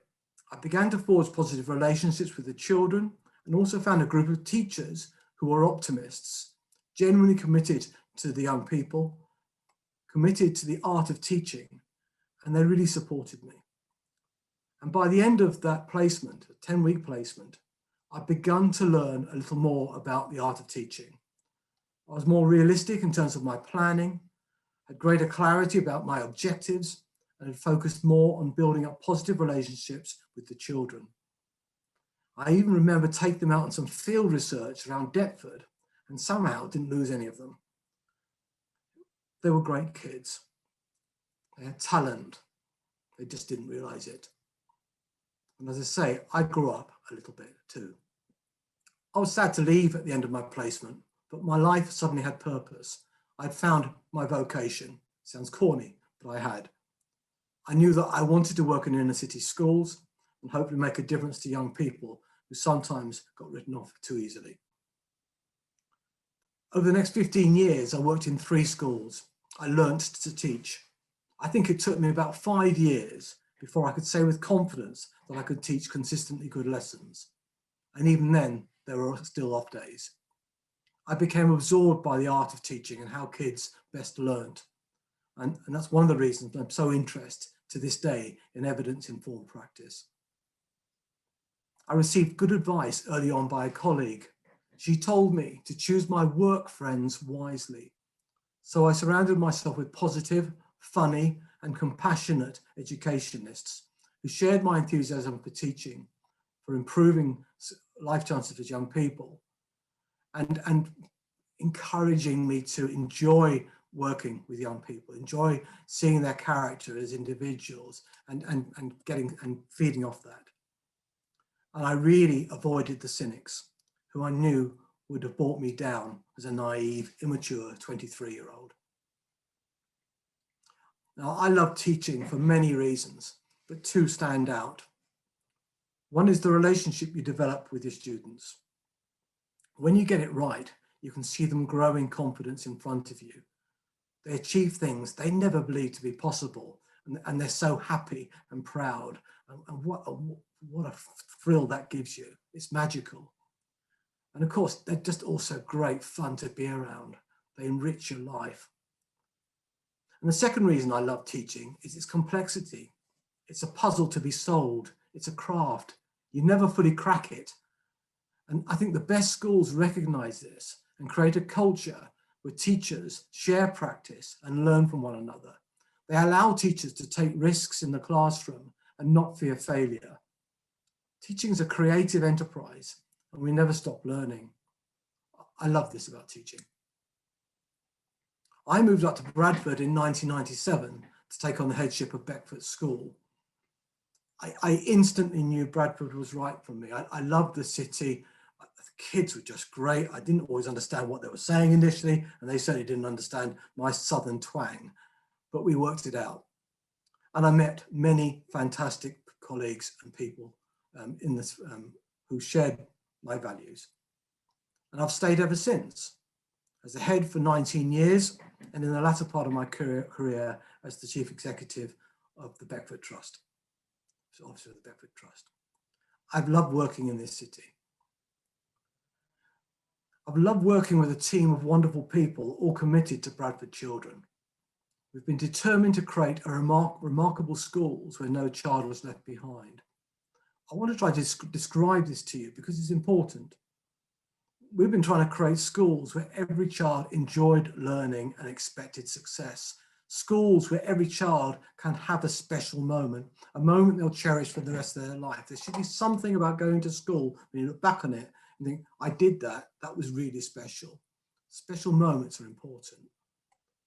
Schools that want their children to be confident communicators, to be committed to their community, and to be future-ready young people. Young people with the confidence to think that they've got a role to play in society. I want to work in schools where young people are liberated by learning new things, learning new knowledge. But equally, that we've been committed to creating schools that know that their greatest asset is their staff, that retain talented people by investing in their professional development, allowing them to be risk takers in the classroom, and by protecting their workload and their well-being. Also, schools that keep families close to them, that take pride in sitting at the heart of their local community, and as such, act as a beacon of hope and aspiration. That's what we've been trying to do over that period of time. I describe this because it's important for you to know what a great school should look like. I now see in our city far stronger schools and some really impressive trusts. There are a lot of amazing schools in Bradford led by strong, morally driven and visionary leaders. Just make sure you find a job in a school that is worthy of you. When you're looking to apply for a job, make sure their values and their vision are aligned to yours, be it relating to what they want their children to learn or how they nurture and care for their staff. And finally, if I can offer you some personal advice, remember to look after yourself. We work to live, not live to work. Be wary of the perfectionists out there. Be wary of those that make you feel guilty if you're not loading your car with books to mark all evening. Remember, it's what you do in the classroom that matters most. Plan well, teach intelligently and with passion, reflect on your practice constructively and with others, and assess pupil progress selectively. Teaching is challenging. You will have good days and you'll have bad days. Always understand that. Make sure you rest and make sure you have a life. That philosophy will make you a better teacher over a longer period of time. To conclude, as I say these things, I keep thinking about a relay race. people like me are passing the baton on to you. For all we have achieved, we still live in a society where there are huge disparities in wealth and opportunity. And that applies to Bradford as much as it does many other communities. The children in our wonderful city have got talent, they've got dreams, and they've got aspirations. But too many don't recognise their potential or see those dreams as something that they are entitled to achieve. It's our job to ensure that they get every opportunity possible to do well at school and fulfil their potential. There should be no excuse for underachievement, no glass ceilings. Teaching is about moral purpose. It's about making dreams a reality. I'll never lose sight of that. And the very, very best of luck. Thank you for listening to me. Welcome back to the main stage. Thank you so much for that, David. That was so inspirational. What a powerful message. How are you?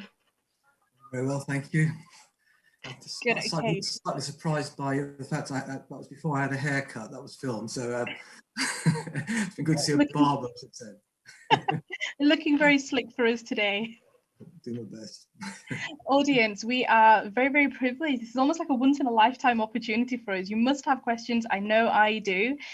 So please utilize that Q&A section. I know some of you already have been. And David, actually, we have a little bit of a surprise here for you. We've had Anonymous send us a message for you, and it says, "How inspiring is it to see my head teacher from 10 years ago and the only person who believed in me when I was sent outside his office for misbehaving?"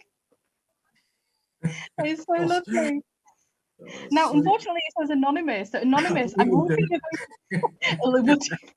well, I'm hoping Anonymous is going to be brave enough to come forward and tell us their name. But we do then have an additional message from another ex-student of yours.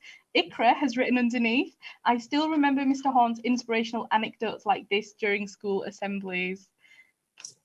How does that feel?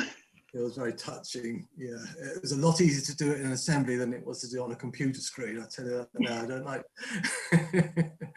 to see real people. Yeah, absolutely. And it would have been nice possibly to reconnect and see people who you've taught throughout your lifetime as a teacher, which is amazing. So let's get on with some questions because I'm absolutely being flooded here, David. So let's start with why did you choose Bradford? As you said, you're a southerner. So why did you choose Bradford? Basically, in part because my wife's from Yorkshire, and she wanted our children to be brought up in Yorkshire. So that was a part of the motivation. But then it was about trying to find a community which basically kind of aligned to my values, the kind of teacher I wanted to be, and the kind of communities I wanted to serve, without sounding too pompous. And the fit was, we just applied for this headship at Bradford School, and much to my surprise, they gave me the job, and I think I instantly knew it was just right for me. I just loved the school, and I just thought the kids, as I said in that talk, I just thought the kids were just fantastic, and so interesting and funny, and just had so much talent. Didn't always realise how much talent they had, but there was some, and also I was blessed to work with some really very talented and great educationists who shared my sort of values, I suppose, and we built the school up together, really. So really what we're hearing is we have your wife to thank you for you being here in Bradford. Takes a Yorkshire woman, doesn't it, David? Do pass on our thanks. Okay, let's have a look. So the next one we've got, what is your top tip for trainee teachers? Out of everything you've said, that one magic thing that you'd say. I think being inquisitive. I think teaching's an art. It takes a long time to master. I'm not sure we ever master it. But as I was saying in my talk, I mean, I was very lucky to find some people who were just equally interested in the art of teaching and who were optimists and were kind to themselves, I think, and knew that they wouldn't get it right every day. They'd be sometimes do exactly the same thing 2 days running and get a totally different kind of result. And so it was just intriguing. And I think some of the stuff about research-led practice is really fascinating to explore.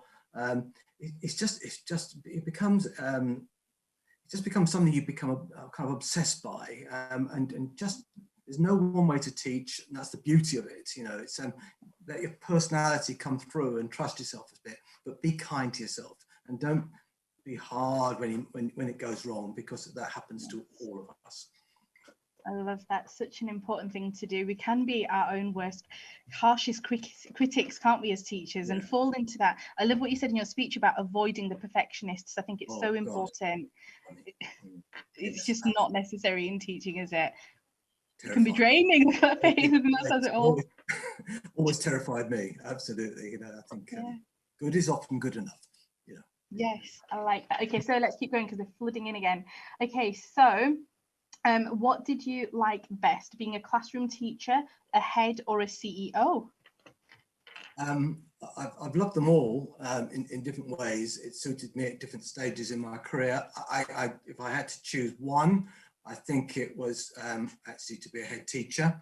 I never planned to be a head teacher. It was, you know, I never planned to be a teacher. So it all kind of just evolved. But I think it was kind of joyous, actually, an incredible privilege to be the leader of a community of people who were just trying to do something very special, and I just learned so much by doing that job. It was fabulous. But I suppose equally, if I'm being honest, being a classroom teacher and seeing young people form relationships with the young people and see them grow in front of you was pretty special too. Of course, thank you, David. These aren't even questions that are flooding through, but I have to read them out to you because they're just so lovely. So Salma Parveen has said, the best advice ever. Anonymous is saying, thank you, that was so inspirational. We've got Usman Mahmood who said that was brilliant. We've got Anonymous who's written, can I come and work for you? Of course. Done. And then we've got, not a question, but I love how you kept referring to your PGCE training in 1981. And then actually we've got a question. It says, hi David, what are your plans for retirement?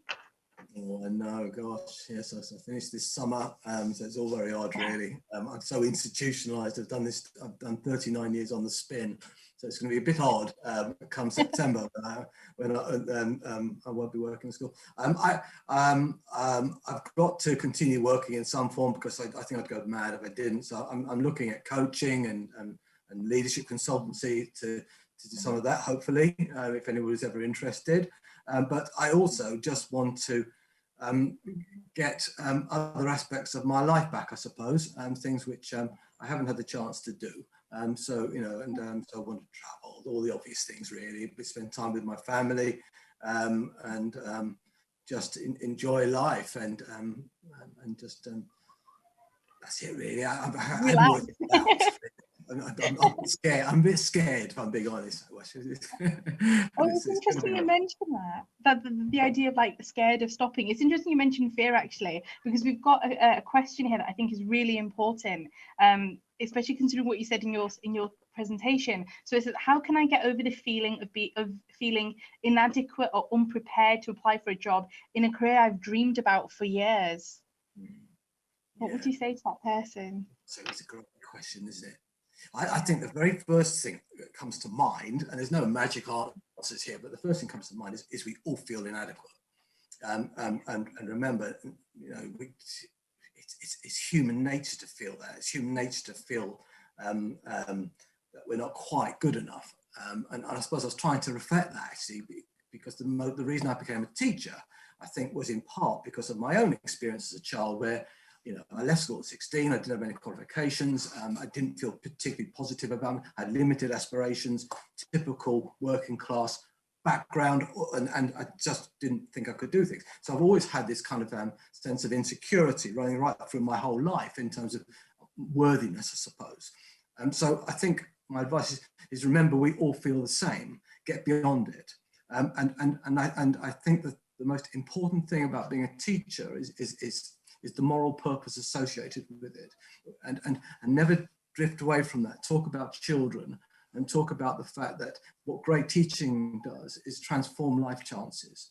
And when you write letters of application, always write with that kind of sense of real moral purpose. I mean, that's what really stands out about great applications, the vocational dimension to it. So I think that's important. Just don't overcomplicate it in your own mind.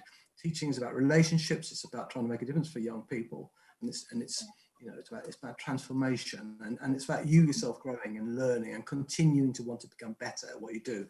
Make those things clear in a letter of application, and you're never going to be far away from getting jobs, I don't think. And I think the fact that this person has described it as their dream job, their dream career, I think that says it all, really, doesn't it? It does. Make sure you write that. Yeah, absolutely. Okay, so we've got another couple of questions. I think we're going to sneak in there because we're touching on time. We do want to end promptly. Do forgive me for the pronunciation. I think it's Kaiser Ahmed. It might be Kesser. I've seen both. So the question is, what made you progress in your teaching practice the most, or was it a range of factors? Progress in terms of my teaching practice. I think it's a range of factors, really. I think planning, good effective planning, trying out new things, taking risks in the classroom, getting good feedback from people, and having good trusted mentors around you who you know are on your side, who are kind to you, but also honest. Those are the things which I think move you forward, and always being really taking the business seriously in terms of, and recognizing your accountability, and not being scared of that. Things like appraisal, all those sort of things are great opportunities for you to think and reflect and to grow. And so I've always felt that those things are important, both for me and for the people who have worked for me. Just proper self-reflective practice, I think, is important. Thinking and planning carefully. Last question before we let you go, David. So it says, it's anonymous, unfortunately. So do you have any advice for early career teachers that are aspiring to be senior leaders or head teachers later in their careers? My advice is not to think that way. I think if you chase those things, you miss the present.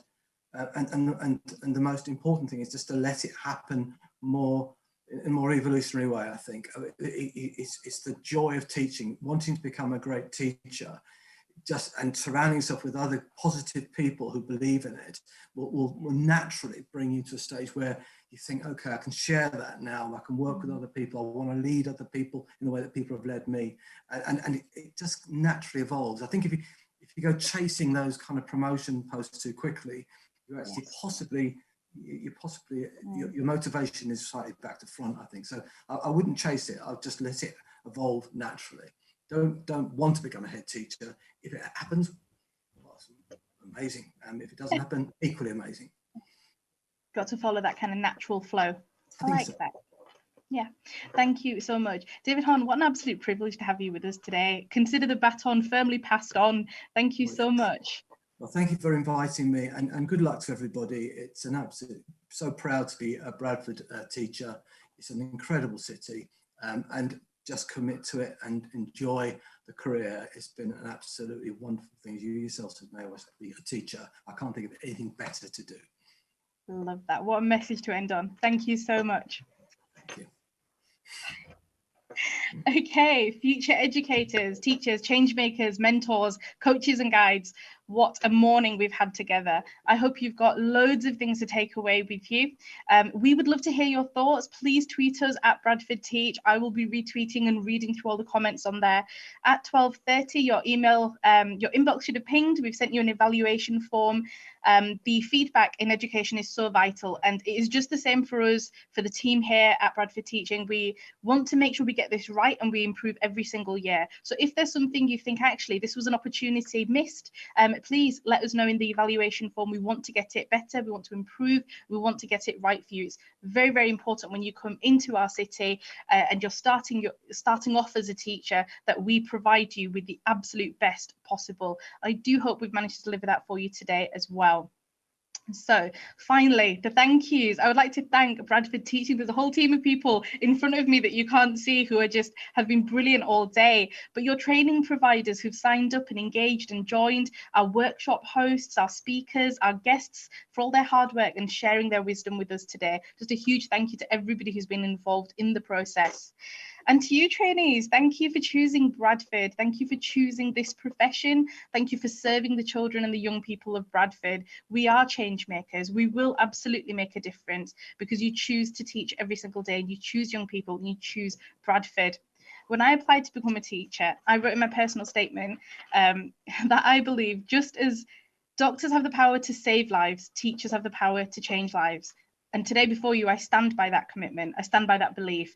Whether I'm in my classroom, whether I'm in a conference room, it doesn't matter where I am. I'm a teacher to my core, and Bradford is the city that I choose. And I cannot wait to work with you all in the future. I'm so looking forward to seeing you in classrooms and in meetings and as leaders as we progress. Please mention this and let me know that you are here. I can't wait. I look forward to serving with you all in the future. I hope you have a lovely rest of the day. Take some time over the weekend to reflect and think about everything you've learned and make sure you're ready, rested, and just seize it. Seize this moment as a training teacher where you're walking into a classroom and you have the power to change lives. Thank you so much for joining us today. Have a great day. Thank you. If I could describe my teacher in 3 words, I'd say... I could say lots of things. Skillful. Nice. Caring. She's really funny. Helpful. Engaging. Kind-hearted. Amazing. Kind of a leader. A mind reader. Cute but fierce. Really sweet. Really confident. Generous and kind. And overall, just a wonderful person. Growing up in Bradford, I've always had a really good education experience. The teachers teach us how to talk to different people from different backgrounds, different communities. She kind of lets us all chip into one conversation. They always put time into you, they always plan the lessons. Work hard with me. The lessons are quite exciting. Your imagination can literally go wild. They encourage us to go talk to them. When you're down, they'll just help you up. Every day he asked me, how's it going, is everything all right? I felt like I could speak to him about anything. It makes me feel like I don't have to get everything right. She'll come over and explain it to you, and then you'll be like, oh, I get it now. To help you figure out what to do, where's best to go, what's best to focus on. They've made me like happy and friendly. They made everything better. Every single teacher gives a student a chance. They're there to help you and there to care for you. They're like a third parent. I feel like they're not even my teacher. I feel like they're just one of my friends. If I could thank my teacher, it would be for being there for everyone. I'd probably thank him for looking after me. Thanks for making me a lot more confident. For pushing us beyond our limits. For helping me throughout the year. I'd thank them for just sort of being there to speak to all the time. For including everyone's opinions and thoughts. I'd thank for encouraging me to change my life to make it better. Thank you, teachers, for helping me. You've changed my life a lot. Thank you very much.